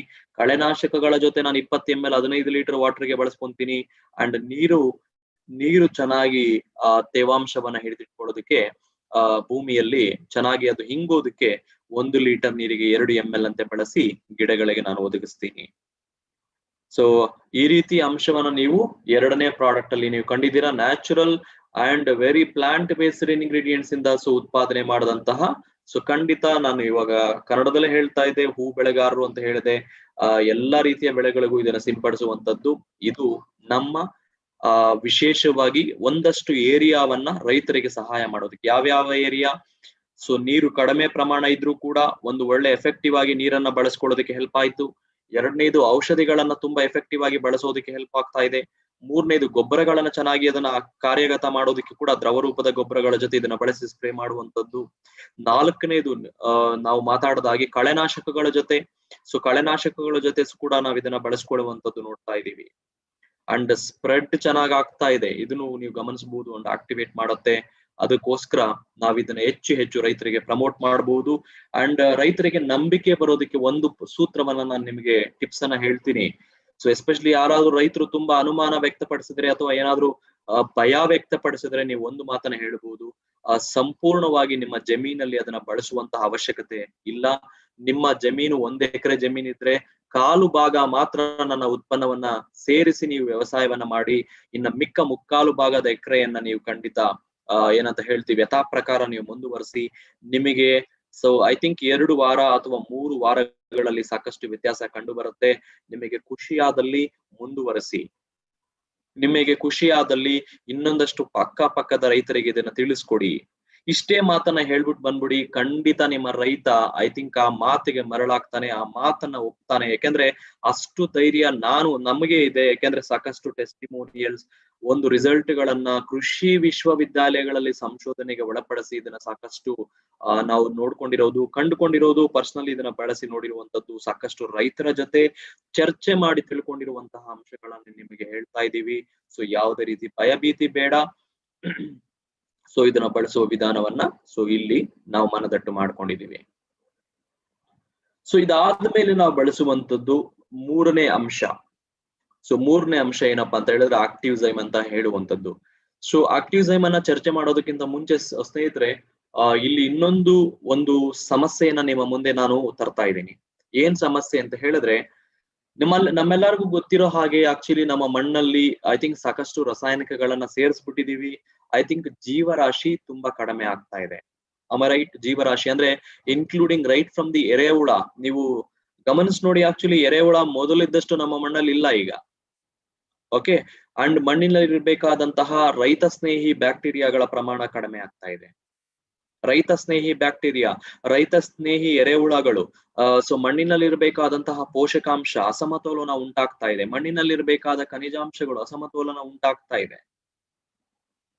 ಸೊ ಏನಾಗ್ತಾ ಇದೆ, ಈ ರೀತಿ ವ್ಯತ್ಯಾಸ ಯಾವಾಗ ಕಂಡು ಬರ್ತಾ ಇದೆ, ಗಿಡಗಳು ಬೇರೂರೋದಕ್ಕೆ ಕಷ್ಟ ಆಗ್ತಾ ಇದೆ, ಸರಿಯಾಗಿ ಗ್ರೋ ಆಗೋದಕ್ಕೆ ಆಗ್ತಾ ಇಲ್ಲ. ಯಾಕೆಂದ್ರೆ ಪೋಷಕಾಂಶಗಳ ಕೊರತೆ. ನಮಗ್ ಗೊತ್ತಿರೋದೇನು ಅಂದ್ರೆ ಮೆಜಾರಿಟಿ, ಸೊ ಯೂರಿಯಾ, ಏನೋ ಒಂದು ಯೂರಿಯಾ ಗೊಬ್ಬರ ಹಾಕೋದು ನಮ್ಗೆ ಗೊತ್ತಿದೆ, ಒಂದಷ್ಟು ಪೊಟ್ಯಾಶ್ ಅಂತ ಹಾಕ್ತಿವಿ ಅಷ್ಟೇ. ಯಾವ ಬೆಳೆ ಬಂದ್ರು ಅದನ್ನೇ ನಮಗ್ ಗೊತ್ತಿರೋದು. ಒಂದು ಮಣ್ಣಿನ ಪರೀಕ್ಷೆ ಮಾಡಿಸಲ್ಲ. ಐ ಥಿಂಕ್ ರೈತರನ್ನ ಕೇಳಿ, ಆಕ್ಚುಲಿ ಮಣ್ಣಿನ ಪರೀಕ್ಷೆ ಮಾಡಿಸೋದು ತಾತ್ಸಾರ, ತುಂಬಾನೇ ವಿರಳ. ಆಕ್ಚುಲಿ ಅಟ್ಲೀಸ್ಟ್ 6 ತಿಂಗಳಿಗೆ ಒಂದ್ಸಲ ಆದ್ರೂ, ಅಥವಾ ಅಟ್ಲೀಸ್ಟ್ ವರ್ಷಕ್ಕೆ ಒಂದ್ಸಲ ಮಾಡಿಸೋರು ಕೂಡ ಇಲ್ಲ. ಮಣ್ಣಿನ ಪರೀಕ್ಷೆ ಮಾಡ್ಬೇಕಾಗತ್ತೆ, ತಿಳ್ಕೋಬೇಕು ಆಕ್ಚುಲಿ ಮಣ್ಣಲ್ಲಿ ಏನಿದೆ ಏನಿಲ್ಲ, ಎಷ್ಟಿದೆ, ಎಷ್ಟು ಪ್ರಮಾಣದಲ್ಲಿ ನಾನು ಹಾಕ್ಬೇಕು. ಸುಮ್ನೆ ಖರ್ಚು ಮಾಡ್ಬಿಟ್ಟು ಒಂದಷ್ಟು ಗೊಬ್ಬರಗಳನ್ನ ಎಸೆದು ಬಿಟ್ರೆ ನಮ್ಮ ಗಿಡ ತಗೊಳ್ಳೋದಿಲ್ಲ. ಗಿಡಕ್ಕೆ ಏನ್ ಬೇಕೋ ಅದು ತಗೊಳುತ್ತೆ, ಮಿಕ್ಕಿದ್ದು ಬಿಟ್ಬಿಡುತ್ತೆ. ಅಂಡ್ ಎಲ್ಲವೂ ನಮಗೆ ಮಣ್ಣಿಗೆ ಸೇರಿಸ್ತಾ ಹೋದಾಗ ಪ್ಲಾಸ್ಟಿಕ್ ಗೊಬ್ಬರಗಳು ಜಾಸ್ತಿ ಆಗ್ತಾ ಇದೆ. ಪ್ಲಾಸ್ಟಿಸಿಟಿ ಯಾವಾಗ ಮಣ್ಣಿಗೆ ಸೇರ್ತಾ ಇದೆಯೋ ಅದು ಕೂಡ ನಾವು ಹಾಳು ಮಾಡ್ತಾ ಇದೀವಿ. ಸೊ ಈ ರೀತಿ ನಡಿಬೇಕಾದ್ರೆ ಮಣ್ಣಿನ ಫಲವತ್ತತೆ, ಮಣ್ಣಿನ ಜೀವರಾಶಿಯನ್ನ ವೃದ್ಧಿ ಮಾಡಬೇಕು, ಮಣ್ಣಿನಲ್ಲಿ ಪೋಷಕಾಂಶವನ್ನು ನಾವು ಇಂಪ್ರೂವ್ ಮಾಡಬೇಕು, ಅದರ ಸಾಂದ್ರತೆಯನ್ನು ಇಂಪ್ರೂವ್ ಮಾಡ್ಬೇಕಾಗತ್ತೆ. ಆ ಪ್ರಮೇಯದಲ್ಲಿ ನಾವು ನೋಡ್ಬೇಕಾಗಿರೋದು ಸ್ನೇಹಿತರೆ, ಆಕ್ಟಿವ್ಸೈಮ್ ಅನ್ನುವಂತಹ ಉತ್ಪನ್ನವನ್ನ ನಾವು ಖಂಡಿತ ಇಲ್ಲಿ ಗಮನಕ್ಕೆ ತರ್ತಾ ಇದ್ದೀನಿ. ಸೊ ಇದರಲ್ಲಿ ಏನಿದೆ ನೋಡ್ಕೊಂಡ್ ಬರೋಣ, ಯಾವ ರೀತಿ ಹೆಲ್ಪ್ ಆಗತ್ತೆ. ಸೊ ಜಸ್ಟ್ ಅದನ್ನ ನಾವು ನೋಡ್ತಾ ಹೋಗ್ಬೋದು. ಸೊ ಪ್ರಭು ಅವರೇ, ಎಸ್, ಥ್ಯಾಂಕ್ ಯು. ಹೆಸರು ಬೆಳೆಗೆ ಬಳಸಿದ್ದೀರಾ, ಎಸ್ ಉಪಯೋಗಿಸಿ ಖಂಡಿತ. ಸೊ ಈ ಪ್ರಮೇಯದಲ್ಲಿ ಏನಿದೆ ಸರ್ ಹಾಗಾದ್ರೆ, ನೀವು ಯಾವ ರೀತಿ ಮಣ್ಣಿನ ಫಲವತ್ತತೆ ವೃದ್ಧಿ ಮಾಡ್ತೀರಾ? ಸೊ ಯಾವ ರೀತಿ ನೀವು ಜೀವರಾಶಿಗೆ ಹೆಲ್ಪ್ ಆಗತ್ತೆ, ಅಥವಾ ಈ ಪ್ರಾಡಕ್ಟ್ ಅಲ್ಲಿ ಏನ್ ಅಂತ ಒಂದು ವಿಶೇಷತೆ ಇದೆ ನೋಡ್ಕೊಂಡ್ ಬರೋಣ ಹಾಗಾದ್ರೆ. ಸೊ ಆ ರೀತಿ ನೋಡ್ಕೊಂಡ್ ಬರೋದಾದ್ರೆ, ಮೊದಲನೇದಾಗಿ ನಾನು ಈ ಪ್ರಾಡಕ್ಟ್ ಅನ್ನ ಕರೆಯುವುದು, ಅಥವಾ ಇದರಲ್ಲಿ ಇರುವಂತಹ ಮುಖ್ಯವಾದ ಅಂಶ ಏನು ಅಂದ್ರೆ, ಇದರಲ್ಲಿರುವಂತಹ ಮುಖ್ಯವಾದ ಒಂದು ಅಂಶ ಮೆರೈನ್ ಆಲ್ಗೆ ಅಂತ ನಾವು ಕರಿತೀವಿ, ಅಥವಾ ಸೀವೀಡ್ ಎಕ್ಸ್ಟ್ರಾಕ್ಟ್ ಅಂತ ಹೇಳ್ತೀವಿ. ಸಮುದ್ರದ ಕಳೆ ಅಂತ ನಾವು ಕರಿಬಹುದು, ಸಮುದ್ರದ ಒಂದು ಆಲ್ಗೆ ಅಂತ ನಾವು ಕರಿಬಹುದು. ಸೊ ತಿಳಿ ನೀರಿನಲ್ಲಿ ಮಾಲಿನ್ಯ ರಹಿತ ವಾತಾವರಣದಲ್ಲಿ ಇರುವಂತಹ ವಿಶೇಷವಾದ ಪದಾರ್ಥಗಳು ಈ ಒಂದು ಸೀವೀಡ್, ಸಾಗರದ ಪಾಚಿ ಅಥವಾ ಸಮುದ್ರದ ಪಾಚಿ ಅಥವಾ ಸಮುದ್ರದ ಕಳೆಯ ಸಸ್ಯಗಳು. ಈ ರೀತಿ ನೀವು ಯಾವ್ದು ಬೇಕಾದ್ರೆ, ಯಾಕಂದ್ರೆ ಸಾಕಷ್ಟು ಸಾವಯವ ಪೋಷಕಗಳ ಆಗರ ಅಂತ ನಾವ್ ಇದನ್ನ ಕರಿತೀವಿ ಸೀವೀಡ್ ಅನ್ನ. ಸೊ ಮತ್ತೊಮ್ಮೆ ಅಂಡರ್ಲೈನ್ ಮಾಡ್ಕೊಳ್ಳಿ, ಸಾವಯವ ಪೋಷಕಗಳ ಆಗರ ಅಂತ ನಾವ್ ಇದನ್ನ ಕರಿತೀವಿ, ಆರ್ಗಾನಿಕ್ ಸ್ಟೋರ್ ಅಂತ ಇಂಗ್ಲಿಷ್ ಅಲ್ಲಿ ಹೇಳ್ತೀವಿ. ಸೊ ಬೇಸಿಕಲಿ ಈ ಆಗರ ಏನು ಅಂದ್ರೆ, ಆಗರ ಅಂದ್ರೆ ಏನು, ಖಜಾನೆ. ಓಕೆ, ಖಜಾನೆ. ಯಾವ್ದಕ್ಕೆ ಖಜಾನೆ? ಸಾಕಷ್ಟು ಪೋಷಕಾಂಶಗಳು, ಗಿಡಗಳು ಬೆಳೆಯೋದಿಕ್ಕೆ ಏನ್ ಬೇಕು, ಮಣ್ಣಿನಲ್ಲಿ ಏನ್ ಸೇರ್ಬೇಕು, ಖನಿಜಾಂಶಗಳು ನಾವು ಮೇಂಟೈನ್ ಮಾಡ್ಬೇಕಾಗತ್ತೆ. ಅದನ್ನ ಖಂಡಿತ ನಾವ್ ಈ ಪ್ರಾಡಕ್ಟ್ ಅಲ್ಲಿ ಎಕ್ಸ್ಪೆಕ್ಟ್ ಮಾಡ್ತೀವಿ. ಸೊ ವಿಶೇಷವಾಗಿ ಯಾವ್ಯಾವ ಏರಿಯಾದ ಮೇಲೆ ಇದು ಪ್ರಭಾವ ಬೀರುತ್ತೆ ಅಂದ್ರೆ ನಾನು ಮುಂದಿನ ಸ್ಲೈಡ್ ಅಲ್ಲಿ ಹೇಳ್ತೀನಿ.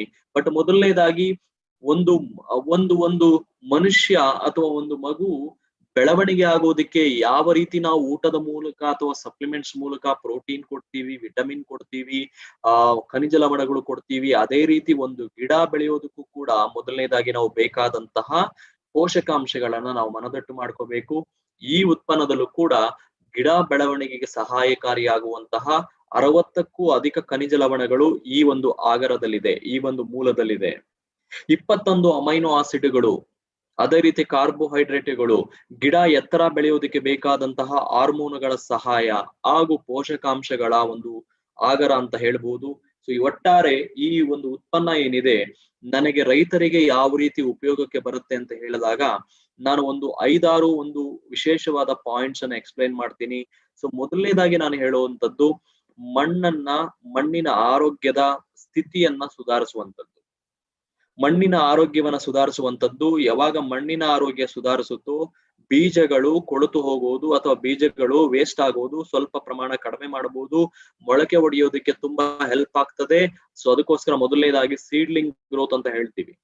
ಸೊ ಬೀಜೋತ್ಪಾದನೆ ಅಥವಾ ಬೀಜ ಮೊಳಕೆ ಒಡೆಯೋದಕ್ಕೆ ತುಂಬಾ ವಿಶೇಷವಾಗಿ ಇದು ನಮಗೆ ಮಣ್ಣಿಗೆ ಸಾಥ್ ಕೊಡ್ತದೆ ಅಂತ ಹೇಳೋದಕ್ಕೆ ಇಷ್ಟಪಡ್ತೀನಿ. ಅಂಡ್ ಎರಡನೇದು ಗಿಡಗಳು ಬೆಳೀತಾ ಬೆಳೀತಾ ಬೆಳೀತಾ ಕೆಲವು ಸತ್ತು ಹೋಗ್ತವೆ. ಯಾಕೆಂದ್ರೆ ವಾತಾವರಣದಲ್ಲಿ ಉಂಟಾಗುವಂತಹ ಬದಲಾವಣೆ ತಡ್ಕೊಳ್ಳೋದು ಕಷ್ಟ ಅವಕ್ಕೆ. ವಾತಾವರಣದಲ್ಲಿ ಉಂಟಾಗುವಂತಹ ಬದಲಾವಣೆಗಳು ಸೊ ಕಷ್ಟ ಆಗ್ತದೆ. ಏನಾಗ್ತದೆ ಇಲ್ಲಿ ರೆಸಿಸ್ಟೆನ್ಸ್ ಪವರ್ ಕಡಿಮೆ, ಡಿಫೆನ್ಸ್ ಸಿಸ್ಟಮ್ ರೆಡಿ ಇರೋದಿಲ್ಲ, ಒಣಗೋಗ್ತದೆ, ಇಲ್ಲಾಂದ್ರೆ ಕೊಳೆತು ಹೋಗ್ತದೆ. ಅಕಾಲಿಕ ಮಳೆಯಿಂದ ಅಥವಾ ಅತಿವೃಷ್ಟಿ ಮಳೆಯಿಂದ ಏನಾಗ್ತಾ ಇದೆ, ಕೊಳೆತು ಹೋಗ್ಬೋದು, ಇಲ್ಲ ನೀರ್ ಕಡಿಮೆ ಆಗ್ಬಿಟ್ಟು ಇದಾಗ್ಬೋದು. ತಡೆಯೋ ಕೆಪಾಸಿಟಿನೇ ಇಲ್ಲ ಇವತ್ತು. ಆ ಪ್ರಮೇಯದಲ್ಲಿ ಆಕ್ಟಿವ್ಸೈಮ್ ನಂತಹ ಕೆಲವು ಅಂಶಗಳು, ಅದರಲ್ಲಿರುವಂತಹ ಅಂಶಗಳು ಡಿಫೆನ್ಸ್ ಸಿಸ್ಟಮ್ ಅನ್ನ ಕ್ರಿಯೇಟ್ ಮಾಡುತ್ತೆ, ಗಿಡಕ್ಕೆ ತಡೆಯುವಂತಹ ಒಂದು ಪವರ್ ನ ಸಾಮರ್ಥ್ಯವನ್ನ ತುಂಬುವಂತದ್ದು. ಅಂಡ್ ಮೂರನೇದು ಸಾಕಷ್ಟು ರೈತರು ಹೇಳುವಂತದ್ದು, ಸರ್ ಒಂದು ಇಳುವರಿ ಅಂತ ಹೇಳಿದ್ರೆ ಕಾಯಿ ಹೂವು ಚೆನ್ನಾಗಿ ಬಿಡಬೇಕು, ಕಾಯಿ ಹೂವು ಚೆನ್ನಾಗಿ ಬಿಡಬೇಕು. ಅದು ಬಿಡೋದು ಒಂದು ಕಾರ್ಯ, ಎರಡನೇದು ಅದು ಉದುರಬಾರದು. ಸೊ ಇದು ರೈತರಿಗೆ ತುಂಬಾ ದೊಡ್ಡ ಸಮಸ್ಯೆ ಆಗಿ ಪರಿಣಮಿಸ್ತಾ ಇದೆ. ಸೊ ಏನು ಒಂದು ಕಡೆ ಕಾಯಿ ಚೆನ್ನಾಗಿ ಬಿಟ್ರು, ಹೂ ಚೆನ್ನಾಗಿ ಬಿಟ್ರು, ಕಾಲಕ್ರಮೇಣ ಉದುರೋಗೋದು, ಸೊ ರಾಲೋಗೋದು ಅಂತ ಹೇಳ್ತೀವಿ, ಫ್ಲವರ್ ಫಾಲ್ ಅಂತ ಹೇಳ್ತೀವಿ, ಫ್ರೂಟ್ ಡ್ರಾಪ್ ಅಂತ ಹೇಳ್ತೀವಿ. ಈ ಪ್ರಮೇಯದಲ್ಲಿ ನನಗೆ ಎರಡೂ ಪ್ರಮೇಯದಲ್ಲಿ ಎರಡೂ ಸಂದರ್ಭದಲ್ಲಿ ಕೂಡ ನನಗೆ ಆಕ್ಟಿಸೈಮ್ ಸಹಾಯ ಮಾಡ್ತದೆ. ಒಂದು ಹೂವು ಕಾಯಿ ಅದರ ಸಂಖ್ಯೆಯನ್ನ ವೃದ್ಧಿಸುವಂತದ್ದು, ಅಂಡ್ ಎರಡನೇದು ಅದನ್ನ ತಡೆಯುವಂತದ್ದು. ಫ್ಲವರ್ ಫಾಲ್ ಏನಾಗ್ತಾ ಇದೆ, ಫ್ರೂಟ್ ಡ್ರಾಪ್ ಏನಾಗ್ತಾ ಇದೆ, ಅದನ್ನ ತಡೆಯುವಂತದ್ದು ಖಂಡಿತ ರೈತರಿಗೆ ಪಾಯಿಂಟ್ ಹೆಲ್ಪ್ ಆಗ್ತದೆ ಈ ಪ್ರಾಡಕ್ಟ್ ಅನ್ನ ಪ್ರಯೋಜನವನ್ನ ತಗೊಳ್ಳೋದಕ್ಕೆ ಹೇಳಿ. ಇನ್ನ ವಿಶೇಷವಾಗಿ ಇಳುವರಿಯನ್ನ ಜಾಸ್ತಿ ಕೊಡುವಂತದ್ದು. ಇಳುವರಿ ಜಾಸ್ತಿ ಆಬ್ವಿಯಸ್ಲಿ ಆಗತ್ತೆ ಯಾವಾಗ ನಾನು ಹೂವು ಉದುರೋದನ್ನ ನಾನು ತಡಿತೀನಿ, ಫ್ರೂಟ್ ಡ್ರಾಪ್ ಆಗೋದನ್ನ ತಡಿತೀನಿ, ಖಂಡಿತ ಇಳುವರಿ ನಾನು ರಿಟೈನ್ ಮಾಡ್ತೀನಿ. ಅದು ನಿಮಗೆ ಕಣ್ಮುಂದೆ ಕಂಡು ಬರುತ್ತೆ. ಅಂಡ್ ಯಾವುದೇ ರೀತಿ ಟಾಕ್ಸಿಸಿಟಿ ಇಲ್ಲದ ಹಾಗೆ ಪೋಷಕಾಂಶಗಳನ್ನ ಗಿಡದ ಬೇರುಗಳಿಗೆ ಒದಗಿಸ್ತಾ ಗಿಡಗಳನ್ನ ಕಾಪಾಡ್ಕೊಳ್ಳೋದಕ್ಕೆ ಹೆಲ್ಪ್ ಆಗ್ತದೆ. ಅಂಡ್ ಸಾಯಿಲ್ ಮೈಕ್ರೋಬಿಯಲ್ ಆಕ್ಟಿವಿಟಿ ಅಂತ ಹೇಳ್ತೀವಿ, ಅಂದ್ರೆ ಮಣ್ಣಿನ ಜೈವಿಕ ರಾಶಿ ಅಥವಾ ಜೀವರಾಶಿಯನ್ನ ವೃದ್ಧಿ ಮಾಡೋದಕ್ಕೂ ಕೂಡ ಇದರಲ್ಲಿ ಸಾಕಷ್ಟು ಜೈವಿಕ ಉತ್ತೇಜಕಗಳು ಇದರಲ್ಲಿ ಕಂಡು ಬರುತ್ತೆ. ಅಂಡ್ ಬೇರು ವಿಶೇಷವಾಗಿ ಸ್ನೇಹಿತರೆ, ನಿಮ್ಮೆಲ್ಲರಿಗೂ ಗೊತ್ತೇ ಇರಬಹುದು, ನೀರು ಚೆನ್ನಾಗಿ ಹೀರ್ಕೋಬೇಕು ಅಂದ್ರೆ ಬೇರು ಒಳ್ಳೆ ರೀತಿಯಲ್ಲಿ ಸ್ಪ್ರೆಡ್ ಆಗ್ಬೇಕು. ಅಂಡ್ ಚೆನ್ನಾಗಿ ಗಿಡ ಚೆನ್ನಾಗಿ ಹಿಡ್ಕೋಬೇಕು ಅಂತ ಹೇಳಿದ್ರೆ ಬೇರು ಚೆನ್ನಾಗಿ ಸ್ಪ್ರೆಡ್ ಆಗ್ಬೇಕು. ರೂಟ್ ಸಿಸ್ಟಮ್ ಅನ್ನ ಡೆವಲಪ್ ಮಾಡೋದಕ್ಕೂ ಕೂಡ ಆಕ್ಟಿಸೈಮ್ ನಮಗೆ ಹೆಲ್ಪ್ ಆಗ್ತಾ ಇದೆ. ಐ ಥಿಂಕ್ ಇಷ್ಟು ಪ್ರಯೋಜನಗಳನ್ನ ನಾನು ಕೊಟ್ರೆ ರೈತ ಯಾರು ಕೂಡ ಬೇಡ ಅಂತ ಹೇಳಲ್ಲ. ಇಳುವರಿ ಇಂಪ್ರೂವ್ ಆಗ್ತಾ ಇದೆ, ಫ್ಲವರ್ ಫಾಲ್, ಫ್ರೂಟ್ ಡ್ರಾಪ್ ಕಡಿಮೆ ಮಾಡ್ತಾ ಇದೆ, ಅದರ ಜೊತೆಗೆ ಫ್ರೂಟ್ ಸೈಜ್ ಇಂಪ್ರೂವ್ ಮಾಡ್ತಾ ಇದೆ, ಸೈಜ್ ಕೂಡ ಚೆನ್ನಾಗಿ ಬರುವಂತದ್ದು, ಸ್ಟ್ರೆಸ್ ಕಂಡೀಷನ್ ಅನ್ನ ಹತೋಟಿಯಲ್ಲಿ ಇಟ್ಕೊಳ್ಳೋದಕ್ಕೆ ಹೆಲ್ಪ್ ಆಗ್ತಾ ಇದೆ, ಅಂಡ್ ಬೀಜೋತ್ಪಾದನೆ ಆಗೋದಕ್ಕೆ ತುಂಬಾ ಹೆಲ್ಪ್ ಆಗ್ತಾ ಇದೆ. ಇಷ್ಟೆಲ್ಲ ನಮ್ಗೆ ಬೆನಿಫಿಟ್ ಕೊಡ್ತೀನಿ ಅಂದ್ರೆ ಯಾವುದೇ ರೈತ ಬೇಡ ಅಂತ ಹೇಳಲ್ಲ. ಬಟ್ ಏನು ಅಂತ ಹೇಳಿದ್ರೆ ಯಾವುದೇ ಬೆಳೆ ಆಗಿರ್ಬೋದು, ಮತ್ತೊಮ್ಮೆ ಹೇಳ್ತೀನಿ, ಪದೇ ಪದೇ ಹೇಳ್ತಾ ಇದ್ದೀನಿ, ಸರಿಯಾಗಿ ಕೇಳಿಸ್ಕೊಳ್ಳಿ. ಹತ್ತಿ ಬೆಳೆ ಆಗಿರ್ಬೋದು, ಇನ್ನೊಂದಾಗಿರ್ಬೋದು, ತೆಂಗಿನ ಬೆಳೆ ಆಗಿರ್ಬೋದು, ಅಡಕೆ ಬೆಳೆ ಆಗಿರ್ಬೋದು, ವೆಜಿಟೇಬಲ್ಸ್ ಆಗಿರ್ಬೋದು, ತರಕಾರಿ ಆಗಿರ್ಬೋದು, ನನ್ನ ಉತ್ಪನ್ನಗಳು ಸೊ ಇದೇ ರೀತಿಯಲ್ಲಿ ನಾನು ಹೇಳಿದ ರೀತಿಯಲ್ಲಿ ನೀವು ಬಳಸ್ಕೊಳ್ಳುವಂತದ್ದು. ಅಂಡ್ ವಿಶೇಷವಾಗಿ ಆಕ್ಟಿವ್ಸೈಮ್ ಅನ್ನ ಬಳಸುವ ವಿಧಾನ ಹೇಗೆ ಅಂದ್ರೆ, ಸೊ ಕರೆಕ್ಟ್ ಆಗಿ ನೋಟ್ ಮಾಡ್ಕೊಳ್ಳಿ. ಒಂದು ಸಾಯಿಲ್ ಸೆಟ್ಟಿಂಗ್ ಮಾಡ್ಬೇಕು. ಯಾವುದೇ ಬೆಳೆ ಅಥವಾ ಬಿತ್ತನೆ ಮಾಡೋದಕ್ಕಿಂತ ಅಥವಾ ಪೈರನ್ನ ನಾಟಿ ಮಾಡೋದಕ್ಕಿಂತ ಮುಂಚೆ ನಾವು ಮಾಡ್ಬೇಕಾಗಿರೋ ಕೆಲಸ ಸಾಯಿಲ್ ಕಂಡೀಷನ್ ಅನ್ನ ರೆಡಿ ಮಾಡೋದು. ಮಣ್ಣಿನ ಒಂದು ಕಂಡೀಷನ್ ಅನ್ನ, ಪರಿಸ್ಥಿತಿಯನ್ನ ನಾವು ರೆಡಿ ಮಾಡೋದು. ಅದಕ್ಕೋಸ್ಕರ ನಾವು ಸಾಧಾರಣವಾಗಿ ಏನ್ ಮಾಡ್ತೀವಿ, ಸಾಧಾರಣವಾಗಿ ರೈತರು ಏನ್ ಮಾಡ್ತಾರೆ, ಉಳುಮೆ ಕಾರ್ಯ ಮುಗಿದ ಮೇಲೆ ಆ ಮಣ್ಣನ್ನ ಹದ ಮಾಡ್ಬೇಕಾದ್ರೆ ಗೊಬ್ಬರವನ್ನ ಕೂಡ ಚೆಲ್ಲುವಂತಹ ಕಾರ್ಯ ನಡೀತದೆ. ಸೊ ಸಾಯಿಲ್ ಸೆಟ್ಟಿಂಗ್ ಮಾಡ್ಕೊಳಕ್ಕೆ ನಮ್ಮ ರೈತರು ಮಾಡುವಂತಹ ಕಾರ್ಯ ಕೋಳಿ ಗೊಬ್ಬರ ಅಥವಾ ತಿಪ್ಪೆ ಗೊಬ್ಬರ ಅಥವಾ ಸಗಣಿ ಗೊಬ್ಬರ ಅಥವಾ ಕಾಂಪೋಸ್ಟ್ ಮ್ಯಾನ್ಯೂರ್ ಯಾವುದೇ ಗೊಬ್ಬರ ಆಗಿರಬಹುದು. ಸೊ ಗೊಬ್ಬರವನ್ನ ನ್ಯಾಚುರಲ್ ಕಂಪೋಸ್ಟ್ ಈ ಒಂದು ಗೊಬ್ಬರಗಳನ್ನ ಹಾಕ್ಬೇಕಾದ್ರೆ, ಸೊ ಮಣ್ಣನ್ನ ರೆಡಿ ಮಾಡ್ಕೋಬೇಕಾದ್ರೆ ಆ ಒಂದು ಪ್ರಾಥಮಿಕ ಹಂತದಲ್ಲೇ ನಾನು ಈ ಉತ್ಪನ್ನವನ್ನ ಬಳಸೋದಕ್ಕೆ ಹೇಳ್ತೀನಿ. ಏಕೆಂದ್ರೆ ನೀವು ಮೊದಲೇ ನೀವು ಮಣ್ಣಿಗೆ ಸೇರಿಸಿದ್ರೆ ಖಂಡಿತ ನಿಮ್ಮ ಬೆಳೆಗಳ ಮೇಲೆ ಒಳ್ಳೆ ಪ್ರಭಾವ ಇರ್ತದೆ. ದಿಲ್ ಬಿ ಗುಡ್ ಇಂಪ್ಯಾಕ್ಟ್. ಹಂಗಾದ್ರೆ ಹೇಗೆ ಸೇರಿಸೋದು? ಸೊ ಎರಡು ವಿಧಾನ. ಒಂದು, ನೀವು ಭೂಮಿನ ತೇವ ಮಾಡೋದಕ್ಕೆ ನೀರನ್ನ ಯಾವ ರೀತಿ ಹಾಯಿಸ್ತೀರಾ, ನೀರನ್ನ ಯಾವ ಬಿಡ್ತೀರಾ ತೇವ ಮಾಡೋದಕ್ಕೆ, ನೀರಿನ ಮೂಲಕ ಕೂಡ ನೀವು ಬಿಡಬಹುದು. 200 ml per acre. 1 ಎಕರೆ ಜಮೀನಿಗೆ 200 ml ಅಂತೆ ನೀವು ನೀರಿನ ಜೊತೆಗೆ ನೀವು ಭೂಮಿಗೆ ಅದನ್ನ ಬಿಡಿ, ಇಲ್ಲ ಗೊಬ್ಬರದ ಜೊತೆಗೆ ಚೆನ್ನಾಗಿ ಮಿಕ್ಸ್ ಮಾಡಿ ಅದನ್ನ ಬೇಕಾದ್ರೆ ಹರಡಿ. ಎರಡೂ ರೂಪದಲ್ಲಿ ನೀವು ಮಣ್ಣಿಗೆ ಸೇರಿಸೋದು. ಸೊ ನಿಮ್ಮ ಅನುಕೂಲಕ್ಕೆ ತಕ್ಕಂತೆ 1 ಎಕರೆ ಜಮೀನಿಗೆ 200 ml ಚೆನ್ನಾಗಿ ಮಿಕ್ಸಿಂಗ್ ಮಾಡಿಕೊಂಡು ಅದು ಭೂಮಿಗೆ ಹರಡಿಸಿದ್ದೆ ಆದ್ರೆ ಮಣ್ಣಿಗೆ ಒಂದು ಒಳ್ಳೆ ತಾಕತ್ತನ್ನ ಕೊಡ್ತದೆ. ಅಂಡ್ ಎರಡನೇ ರೀತಿ ನಾನು ನಿಮಗೆ ಮತ್ತೊಮ್ಮೆ ಎರಡನೇ ಹಂತದಲ್ಲಿ ಹೇಳೋದು ಯಾವಾಗ ಅಂದ್ರೆ, ಬಿತ್ತನೆ ಕಾರ್ಯ ಮುಗಿದು ಬೀಜ ಬಿತ್ತನೆ ಅಥವಾ ನಾಟಿ ನಂತರ ಗಿಡ ಸ್ವಲ್ಪ ಬೆಳೆದ ನಂತರ, ಗಿಡ ಒಂದು ಸ್ವಲ್ಪ ಬೆಳೆದ ನಂತರ ಒಂದಷ್ಟು ಎಲೆಗಳು ಕಂಡು ಬಂದ ನಂತರ ಪ್ರಾಥಮಿಕ ಹಂತದಲ್ಲಿ ಅದನ್ನ ಸ್ಪ್ರೇ ವಿಧಾನದ ಮೂಲಕ ನೀವು ಅದನ್ನ ಯೂಸ್ ಮಾಡಬಹುದು. ಸ್ಪ್ರೇ ಮಾಡೋದ್ರಿಂದ ಏನಾಗುತ್ತೆ ಅಂದ್ರೆ ಗಿಡಗಳಿಗೆ ಬೇಕಾದಂತಹ ಒಂದು ಆ ಗ್ರೀನಿಶ್ನೆಸ್ ಏನಿದೆ ಹಚ್ಚ ಹಸಿರಾಗಿ ಕಂಡು ಬರುತ್ತೆ, ಆರೋಗ್ಯಕರವಾಗಿ ಕಾಣಿಸುತ್ತೆ. ಅದರ ಜೊತೆಗೆ ಆ ಪೋಷಕಾಂಶಗಳು ಪ್ರಾಥಮಿಕ ಹಂತದಲ್ಲಿ ಕೊಡೋದ್ರಿಂದ ಚೆನ್ನಾಗಿ ಬೆಳೆಯೋದಕ್ಕೆ ಹೆಲ್ಪ್ ಆಗ್ತದೆ. ಓಕೆ, ಸೊ ಮಲ್ಲನಗೌಡ ಅವರೇ ತೊಗರಿ ಬೆಳೆ ಆಗಿರ್ಬೋದು, ಅದೇ ರೀತಿ ಶಿವಾನಂದ ಅವರೇ ಅದೇ ರೀತಿ ಹತ್ತಿ ಬೆಳೆ ಆಗಿರಬಹುದು, ಯಾವುದೇ ಬೆಳೆ ಆಗ್ಲಿ ಸೊ ಬಳಸುವ ವಿಧಾನ ಸಿಮಿಲರ್ ಆಗಿರ್ತದೆ. ಓಕೆ, ಮಣ್ಣಿನ ಪರಿಸ್ಥಿತಿ, ಸಾಯಿಲ್ ಸೆಟ್ಟಿಂಗ್ ಒಂದು ಮಾಡ್ಕೊಂಡ್ರಿ. ಎರಡನೇದು ಹೇಳ್ದೆ, ಸ್ವಲ್ಪ ಎತ್ತರ ಬಂದ್ಮೇಲೆ ಮತ್ತೊಮ್ಮೆ ಅದು ಪ್ರಾಥಮಿಕ ಹಂತದಲ್ಲಿ ಮಗು ಬೆಳಿಬೇಕಾದ್ರೆ ನಾವು ಕೊಡಲ್ವಾ ಹಾರ್ಲಿಕ್ಸ್ ಬೂಸ್ಟ್ ಎಲ್ಲ ಕೊಡಲ್ವಾ, ಅದೇ ರೀತಿ ಚಿಕ್ಕ ಗಿಡಗಳಿದ್ದಾಗ ಚಿಕ್ಕ ಗಿಡಗಳಿಗೆ ಒಂದ್ಸಲ ಕೊಡ್ಬೇಕು. ಎಗೈನ್ ಅದಾದ ಒಂದು 15 ದಿವಸ ಅಥವಾ 3 ವಾರ ನೀವು ಗ್ಯಾಪ್ ಕೊಡ್ಬೋದು ಬೇಕಾದ್ರೆ. 3 ವಾರ ಗ್ಯಾಪ್ ಕೊಡಿ, 3 ವಾರಕ್ಕೆ ಒಂದು ಸಲ ಅದನ್ನ ಸ್ಪ್ರೇ ಮಾಡ್ತಾ ಹೋಗಿ. ಅಂಡ್ ವಿಶೇಷವಾಗಿ ನಮ್ಮ 3ನೇ ಸ್ಟೇಜ್ ನಾನು ಯಾವಾಗ ಹೇಳ್ತೀನಿ ಅಂದ್ರೆ, ಹೂವುಗಳನ್ನ ಬಿಡಬೇಕಾದ್ರೆ ಅರ್ಥ ಮಾಡ್ಕೊಳ್ಳಿ. ಹೂವುಗಳು ಬಿಡ್ಬೇಕಾದ್ರೆ ಇನ್ನೇನು ಹೂ ಬಿಡೋದಕ್ಕೆ ಸ್ಟಾರ್ಟ್ ಆಗ್ತಾ ಇದೆ, ಪ್ರೀ ಫ್ಲವರಿಂಗ್ ಸ್ಟೇಜ್ ಅಂತ ನಾವು ಇಂಗ್ಲಿಷ್ ಅಲ್ಲಿ ಕರಿತೀವಿ. ಸೊ ಪ್ರೀ ಫ್ಲವರಿಂಗ್ ಸ್ಟೇಜ್ ಅಲ್ಲಿ ವಿಶೇಷವಾಗಿ ನಾವು ಕಾಳಜಿ ವಹಿಸಲೇಬೇಕು. ಯಾಕಂದ್ರೆ ಹೂ ಬಿಡಬೇಕಾದ್ರೆ ಇಮ್ಮಿಡಿಯೇಟ್ ಆಗಿ ಕ್ರಮ ತಗೊಳ್ಳಿ. ಇನ್ನೇನು ಹೂ ಬಿಡ್ತಾ ಇದೆ ಅನ್ನೋದು ಆ ಸ್ಟೇಜ್ ಅಲ್ಲಿ ಹೊಡೆದಾಗ ಹೂವುಗಳು ಚೆನ್ನಾಗಿ ಬಿಡ್ತವೆ, ನಂಬರ್ಸ್ ಚೆನ್ನಾಗಿ ಇನ್ಕ್ರೀಸ್ ಆಗ್ತದೆ. ಈ 3ನೇ ಸ್ಟೇಜ್ ಅನ್ನ ಮರೆಯಕ್ ಹೋಗ್ಬೇಡಿ. ಇನ್ನ 4ನೇ ಸ್ಟೇಜ್ ಯಾವುದು ಅಂತ ಹೇಳಿದ್ರೆ, ಕಾಯಿ ಬಿಡ್ಬೇಕಾದ್ರೆ ಅಥವಾ ಧಾನ್ಯ ರೈಸ್ ಆಗ್ಬೇಕಾದ್ರೆ, ಸೊ ಭತ್ತದ ಗ್ರೈನ್ಸ್ ರೈಸ್ ಆಗ್ಬೇಕಾದ್ರೆ ಅಥವಾ ಕಾಯಿ ಬಿಡಬೇಕಾದ್ರೆ ಇದನ್ನ ಮನಸ್ಸಲ್ಲಿ ಇಟ್ಕೊಳ್ಳಿ. ಇನ್ನೇನು ಪಿಂದಿ ರೂಪದಲ್ಲಿ ಬರ್ತಾ ಇದೆ ಅಂತ ಹೇಳಿದಾಗ ಕಾಯಿ ಬಿಡೋದಕ್ಕೆ ಸ್ಟಾರ್ಟ್ ಆಗ್ತಾ ಇದೆ, ಆ ಸ್ಟೇಜ್ ಅಲ್ಲಿ ಒಂದು ಸಲ ಕೊಡಿ. ಯಾಕೆಂದ್ರೆ ಸೆಟ್ಟಿಂಗ್ ಆಗೋದಕ್ಕೆ, ಸೈಜ್ ಅನ್ನ ನಿರ್ಧಾರ ಮಾಡೋದಕ್ಕೆ, ಆ ಒಂದು ಫ್ರೂಟ್ ಸೆಟ್ಟಿಂಗ್ ಮಾಡೋದಕ್ಕೆ ಸೊ ಇದನ್ನ ನಾವು ಬಳಸುವಂತದ್ದು. ಭತ್ತಕ್ಕೂ ಕೂಡ ರೂಪ ಅವರೇ ಇದೇ ರೀತಿಯಲ್ಲೇ ಬಳಸುವಂತದ್ದು. ಸಾಯಿಲ್ ಸೆಟ್ಟಿಂಗ್, ಎರಡನೇದು ಪ್ರಾಥಮಿಕ ಹಂತ, 3ನೇದು ಎಗೇನ್ ಸೊ ಆ ಒಂದು ಹೂ ಬಿಡುವಂತ, ಅಂಡ್ 4ನೇದು ಧಾನ್ಯ ಗ್ರೈನ್ ಬಿಡಬೇಕಾದ್ರೆ. ಸೊ ಇದನ್ನ ನೆನಪಲ್ಲಿ ಇಟ್ಕೊಂಡು 4 ಅವಸ್ಥೆಯಲ್ಲಿ ನಾವು ಈ ಪ್ರಾಡಕ್ಟ್ ನ ಸಹಾಯವನ್ನ ನಾವು ತಗೋಬಹುದು. 4 ಅವಸ್ಥೆಯಲ್ಲಿ, 4 ಸಂದರ್ಭದಲ್ಲಿ ವಿಶೇಷವಾಗಿ ಇದನ್ನ ಬಳಸ್ಕೊಳ್ಳೋದ್ರಿಂದ ತುಂಬಾ ಹೆಲ್ಪ್ ಆಗ್ತದೆ.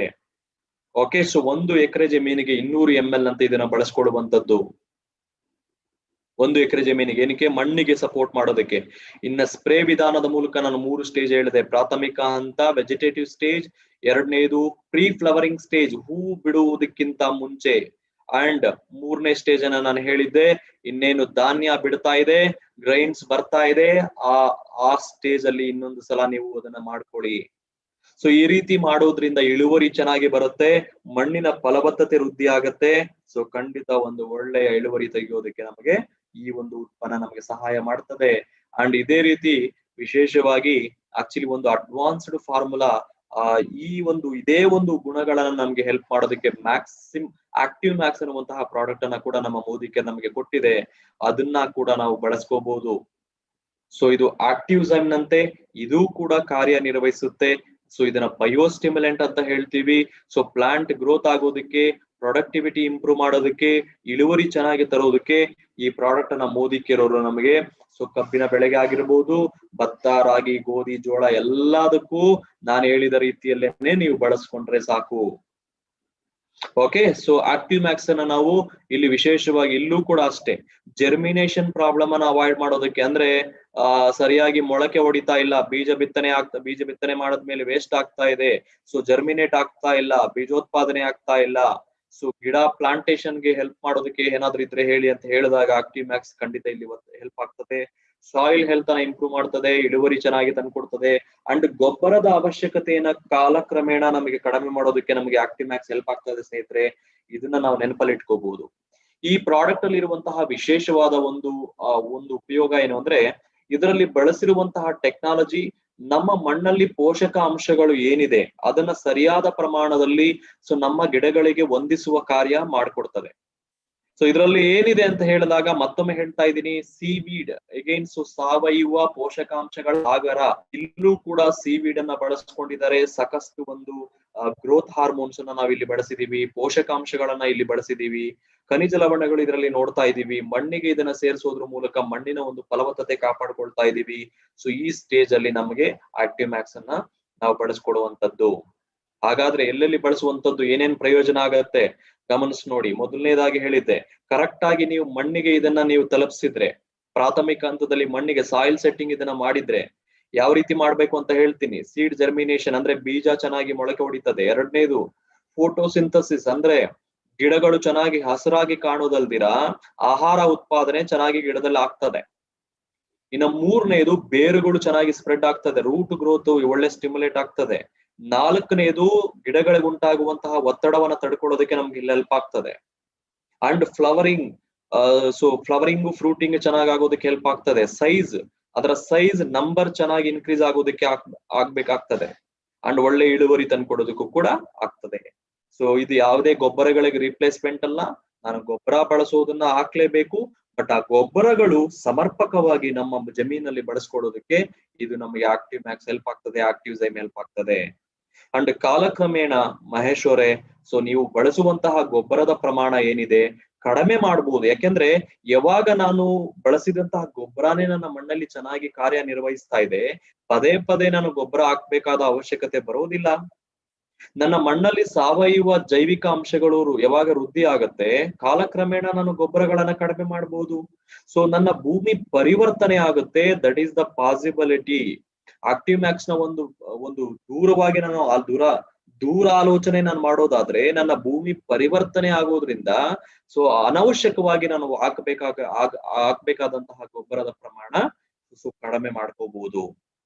ಈ ಮೂಲಕ ನಾನು ಬೆನಿಫಿಟ್ ಅನ್ನ ತಗೋಬಹುದು. ಕಂಪ್ಲೀಟ್ ಆಗಿ ರೀಪ್ಲೇಸ್ ಮಾಡಬಾರ್ದು. ಬಟ್ ಮತ್ತೊಮ್ಮೆ ಅರ್ಥ ಮಾಡಿಸ್ತಾ ಇದ್ದೀನಿ. ಇದರ ಪ್ರಮೇಯ ಅಥವಾ ಇದನ್ನ ಬಳಸುವ ಒಂದು ಸ್ಟೇಜಸ್ ಅಥವಾ ಯಾವ ಹಂತದಲ್ಲಿ ನಾನು ಇದನ್ನ ಬಳಸ್ಕೋಬಹುದು, ಇಲ್ಲ ನಿಮ್ಮ ಕಣ್ಮುಂದೆ ಕಾಣಿಸ್ತಾ ಇದೆ. ನಾನು ಅವಾಗ ಹೇಳಿದೆ, ಪ್ರಾಥಮಿಕ ಹಂತ.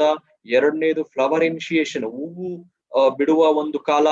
ಮೂರನೇದು ಫ್ರೂಟ್ ಸೆಟ್ಟಿಂಗ್ ಸ್ಟೇಜ್ ಅಲ್ಲಿ, ಅದಕ್ಕಿಂತ ಮುಂಚೆ ಉಳುಮೆ ಮಾಡಿದ ನಂತರ ನಿಮ್ಮ ಸಾಯಿಲ್ ಸೆಟ್ಟಿಂಗ್ ಅನ್ನ, ಮಣ್ಣನ್ನ ನೀವು ರೆಡಿ ಮಾಡಬೇಕಾದ್ರೆ, ಭೂಮಿಯನ್ನ ಹದ ಮಾಡ್ಕೋಬೇಕಾದ್ರೆ ಅವಾಗ ಕೂಡ ನೀವು ಇದನ್ನ ಬಳಸ್ಕೋಬಹುದು. ಬಳಸುವ ವಿಧಾನ ಹೇಗೆ? ಸ್ಪ್ರೇ ಮಾಡುವ ಹಂತದಲ್ಲಿ, ಸ್ಪ್ರೇ ಮಾಡುವ ವಿಧಾನದಲ್ಲಿ 1 ಲೀಟರ್ ನೀರಿಗೆ 1 ml ಅಂತೆ ಈ ಉತ್ಪನ್ನವನ್ನ ಬಳಸಿಕೊಳ್ಳುವಂತದ್ದು. 1 ಲೀಟರ್ ನೀರಿಗೆ 1 ml ಅಂತೆ ನಾವು ಬಳಸ್ಕೊಳ್ಳುವಂತದ್ದು. ಅದೇ ರೀತಿ ಯಾವ ವ್ಯಕ್ತಿಗಳು, ಯಾವ ರೈತರು, ಎಸ್ಪೆಷಲಿ ನಾವು ಈ ಧಾನ್ಯಗಳು ಬಿಡಬೇಕಾದ್ರೆ, ಗ್ರೈನ್ಸ್ ಬಿಡಬೇಕಾದ್ರೆ, ಕಾಳುಗಳು ಬಿಡಬೇಕಾದ್ರೆ ಅಥವಾ ಕಾಯಿ ಬಿಡಬೇಕಾದ್ರೆ ಆ ಸ್ಟೇಜ್ ಅಲ್ಲಿ ಮಾತ್ರ ಸ್ವಲ್ಪ ಜಾಸ್ತಿ ಕೊಡ್ಬೇಕು. 2 ml 1 ಲೀಟರ್ ನೀರಿಗೆ ಅದನ್ನ ಮಿಕ್ಸ್ ಮಾಡ್ಕೊಂಡು ನೀವು ಖಂಡಿತ ಸ್ಪ್ರೇ ಮಾಡೋದ್ರ ಮೂಲಕ ಭತ್ತಕ್ಕೂ ಬಳಸಿ, ದ್ರಾಕ್ಷಿ ತೋಟಕ್ಕೂ ಬಳಸಿ, ಅಥವಾ ದಾಳಿಂಬೆ ತೋಟಕ್ಕೂ ಬಳಸಿ, ಎಲ್ಲಾ ಬೆಳೆಗಳಿಗೂ ಸೂಕ್ತವಾಗಿದೆ. ಇಳುವರಿ ಅಂತ ಎಲ್ಲಿ ಎಕ್ಸ್ಪೆಕ್ಟ್ ಮಾಡ್ತೀರಾ? ಹಚ್ಚ ಹಸಿರಾದ ಒಂದು ಅಪಿಯರೆನ್ಸ್ ಬೇಕು ಅಂತ ಎಲ್ಲಿ ಎಕ್ಸ್ಪೆಕ್ಟ್ ಮಾಡ್ತೀರಾ? ಗಿಡದ ಒಂದು ಬೆಳವಣಿಗೆಯಲ್ಲಿ ಎಕ್ಸ್ಪೆಕ್ಟ್ ಮಾಡ್ತೀರಾ? ಮಣ್ಣಿನ ಫಲವತ್ತತೆ ಎಲ್ಲಿ ಬೇಕಾಗುತ್ತೆ ಅಲ್ಲಿ ಎಲ್ಲಾ ಕಡೆನೂ ನಾನು ಈ ಪ್ರಾಡಕ್ಟ್ ಅನ್ನ ಬಳಸ್ಕೋಬಹುದು. ಬೀಜೋಪಚಾರ ಮಾಡುವ ಒಂದು ಪ್ರಮೇಯಗಳಲ್ಲಿ ಯಾವ ಬೆಳೆಗಳಲ್ಲಿ ನೀವು ಬೀಜೋಪಚಾರ ಮಾಡ್ಬೇಕು ಅಂತ ಅನ್ಕೊಳ್ತೀರಾ, ಬೀಜೋಪಚಾರ ಮಾಡುವ ವಿಧಾನ ಅಂದ್ರೆ ಈ ಆಕ್ಟಿವ್ ಝೈಮ್ ನ ಅಥವಾ ಆಕ್ಟಿವ್ ಮ್ಯಾಕ್ಸ್ ನ ಮೂಲಕ ಅಂತ ಹೇಳಿದ್ರೆ 1 ಲೀಟರ್ ನೀರಿಗೆ ಜಸ್ಟ್ 3 ml ಆಕ್ಟಿವ್ ಮ್ಯಾಕ್ಸ್ ಅನ್ನ ನೀವು ಮಿಕ್ಸ್ ಮಾಡ್ಕೊಂಡು ಆ ಒಂದು ಸೊಲ್ಯೂಷನ್ ಅನ್ನ ರೆಡಿ ಮಾಡ್ಕೋಬೇಕಾಗತ್ತೆ. ಬೀಜೋಪಚಾರ ಮಾಡಲು ಬಯಸುವಂತಹ ಬೀಜಗಳನ್ನ 10 ನಿಮಿಷಗಳ ಕಾಲ, ಇಲ್ಲ ಗರಿಷ್ಠ 15 ನಿಮಿಷಗಳ ಕಾಲ ಅದರಲ್ಲಿ ನೆನೆಸಿಟ್ಟು, ತದನಂತರ ನೆರಳಲ್ಲಿ ಅದನ್ನ ಹಾರಿಸಿ, ಅಂದ್ರೆ ಅದನ್ನ ಒಣಗಿಸಿ, ನೆರಳಲ್ಲಿ ಅದನ್ನ ಒಣಗಿಸ್ಬಿಟ್ಟು ತದನಂತರ ನೀವು ಮುಂದಿನ ಕಾರ್ಯಕ್ರಮಕ್ಕೆ ಹೋಗ್ಬೋದು. And seed coating. So seed coating ಅನ್ನ ಕೂಡ ನಾವು ನೋಡ್ಬೇಕಾಗತ್ತೆ. ಕೋಟಿಂಗ್ ಮಾಡಲು ಇಚ್ಛಿಸುವಂತಹ ನನ್ನ ರೈತರು ಯಾರಿದ್ದಾರೆ, ಸೊ ಎಸ್ಪೆಷಲಿ ಆ ಒಂದು ಕವರ್ ಅಲ್ಲಿ ಏನ್ ತರ್ತೀರಾ, ಆ ಒಂದು ಸೀಡ್ಸ್ ಏನ್ ತರ್ತೀರಾ, ಪಾಲಿ ಬ್ಯಾಗ್ ಅಲ್ಲಿ ಏನ್ ತರ್ತೀರಾ, 1 kg ಪಾಲಿ ಬ್ಯಾಗ್ ಅನ್ನ ನಾವು ಇಲ್ಲಿ ಕನ್ಸಿಡರ್ ಮಾಡ್ಕೊಂಡು 3 ml ಅನ್ನ ನೇರವಾಗಿ ನಾವು ಆಕ್ಟಿವ್ಸೈಮ್ ಅನ್ನ ನೇರವಾಗಿ ಅದ್ರೊಳಗೆ ಹಾಕಕ್ಕೆ ಹೇಳ್ತೀವಿ. ಅದನ್ನ ಚೆನ್ನಾಗಿ ಅದನ್ನ ಮಿಕ್ಸ್ ಮಾಡೋದಕ್ಕೆ ನಾವು ಹೇಳ್ತೀವಿ. ಆ ಮೂಲಕ ನಾವು ಸೀಡ್ ಕೋಟಿಂಗ್ ಕೂಡ ನಾವು ಮಾಡಬಹುದು. ಸೊ ಸೀಡ್ ಕೋಟಿಂಗ್ ಒಂದು ಕಡೆ ನಡೀತಾ ಇದೆ. ಇನ್ನೊಂದು ಸೀಡ್ ಟ್ರೀಟ್ಮೆಂಟ್ ಅಥವಾ ಬೀಜೋಪಚಾರಕ್ಕೆ ನಾನು ಬಳಸೋದು ಹೇಗೆ ಅಂತ ಹೇಳಿದೀನಿ. ಈವನ್ ರೂಟ್ ಡಿಪ್ಪಿಂಗ್ ಮೆಥಡಾಲಜಿ ಕೂಡ, ಸೊ ಬೇರಿಗೆ ನೀವು ಉಪಚಾರ ಕೊಡಬೇಕು, ರೂಟ್ ಟ್ರೀಟ್ಮೆಂಟ್ ಕೊಡಬೇಕು ಅಂದ್ರೂ ಕೂಡ 3% ಸೊಲ್ಯೂಷನ್ ಅನ್ನ ರೆಡಿ ಮಾಡಿಕೊಂಡು 5 ನಿಮಿಷಗಳ ಕಾಲ ಆ ದ್ರವ, ಆ ಒಂದು ಡೈಲ್ಯೂಷನ್ ಮಾಡಿರುವಂತಹ ಒಂದು ಸೊಲ್ಯೂಷನ್ ಅಲ್ಲಿ ಬೇರುಗಳನ್ನ ಅದ್ದಿ ಇಡತಕ್ಕದ್ದು 5 ನಿಮಿಷಗಳವರೆಗೂ. ತದನಂತರ ನೀವು ಮುಂದಿನ ಪ್ರೊಸೀಜರ್ ಅನ್ನ ಕಂಟಿನ್ಯೂ ಮಾಡಬಹುದು. ಸೊ ಬೀಜೋಪಚಾರಕ್ಕೂ ಯೋಗ್ಯವಾದಂತದ್ದು, ಸೊ ಕೋಟಿಂಗ್ ಕೂಡ ಯೋಗ್ಯವಾದಂತದ್ದು, ಹಾಗೂ ರೂಟ್ ಡಿಪ್ಪಿಂಗ್ ಕೂಡ ನಮಗೆ ಯೋಗ್ಯವಾದ ಒಂದು ರೀತಿಯಲ್ಲಿ ಆಕ್ಟಿವ್ ಮ್ಯಾಕ್ಸ್ ವರ್ತಿಸುತ್ತೆ. ಸೊ ಇದನ್ನ ನಾವು ಎಲ್ಲಾ ರೂಪದ ಬೆಳೆಗಳಿಗೂ ನಾವು ಬಳಸ್ಕೋಬಹುದು. ಸೊ ಇಷ್ಟು ಹೇಳ್ತಾ ನಮ್ಮ ಒಟ್ಟಾರೆ ಬೆಳೆಗಳ ಇಳುವರಿಯನ್ನ ಸೊ ಇಂಪ್ರೂವ್ ಮಾಡೋದಕ್ಕೆ, ಪ್ರಾಫಿಟ್ ಅನ್ನ ತಂದು ಕೊಡೋದಕ್ಕೆ ಮೆಣಸು ಬೆಳೆಗಾರರಿಗೂ ಕೂಡ ಸೊ ಖಂಡಿತ ಇದನ್ನ ಮಾಡಬಹುದು. ಸೊ ಬಳಸ್ ನೋಡಿ, ಪ್ಯಾಚ್ ಟೆಸ್ಟ್ ಮಾಡಿ, ಟ್ರಯಲ್ಸ್ ಮಾಡಿ, ನಿಮಗೆ ಗೊತ್ತಾಗ್ತದೆ. ಸಣ್ಣ ಏರಿಯಾಗಳಿಗೆ ಇದನ್ನ ಬಳಸೋದಕ್ಕೆ ಟ್ರಯಲ್ ಮಾಡಿ, ಖಂಡಿತ ಇದರ ಒಂದು ಬೆನಿಫಿಟ್ ಅನ್ನ ಸಾಕಷ್ಟು ನೋಡ್ತೀರಾ ಅಂತ ಹೇಳ್ತಾ ನನ್ನ ಈ ಒಂದು ಕಾರ್ಯಕ್ರಮ ಅಥವಾ ಈ ಪ್ರೆಸೆಂಟೇಶನ್ ಅನ್ನ ಇಲ್ಲಿಗೆ ನಿಲ್ಲಿಸ್ತೀನಿ. ಒಂದಷ್ಟು ಪ್ರಶ್ನೆಗಳನ್ನ ನೋಡೋಣ. ಆಕ್ಚುಲಿ ಕೆಲವೊಂದು ಟೆಸ್ಟಿಮೋನಿಯಲ್ಸ್ ಕೂಡ ಇಲ್ಲಿ ಪೋಸ್ಟ್ ಮಾಡಿದ್ದಾರೆ. ರೇಷ್ಮೆ ಬೆಳೆಗೆ ಉಪಯೋಗ ಮಾಡಿದ ಎಲೆಗಳು ಚೆನ್ನಾಗಿ ಬೆಳೆದಿವೆ ಅಂತ ನಮ್ಮ ಪ್ರಭು ಅವರು ಹಾಕಿದ್ದಾರೆ. ಅದೇ ರೀತಿ ಸಾಕಷ್ಟು ಜನ ಮೆಣಸು ಬೆಳೆಗಾರರು, ಸೊ ನಮ್ಮ ಮೆಣಸಿನ ಬೆಳೆ ಚೆನ್ನಾಗಿದೆ ಅಂತ ಹಾಕಿದ್ದಾರೆ. ಹೆಸರು ಕಾಳು ಚೆನ್ನಾಗಿ ಬಂದಿದೆ ಅಂತ ಸಾಕಷ್ಟು ಜನ ಇಲ್ಲಿ ಪೋಸ್ಟ್ ಮಾಡಿದ್ದಾರೆ.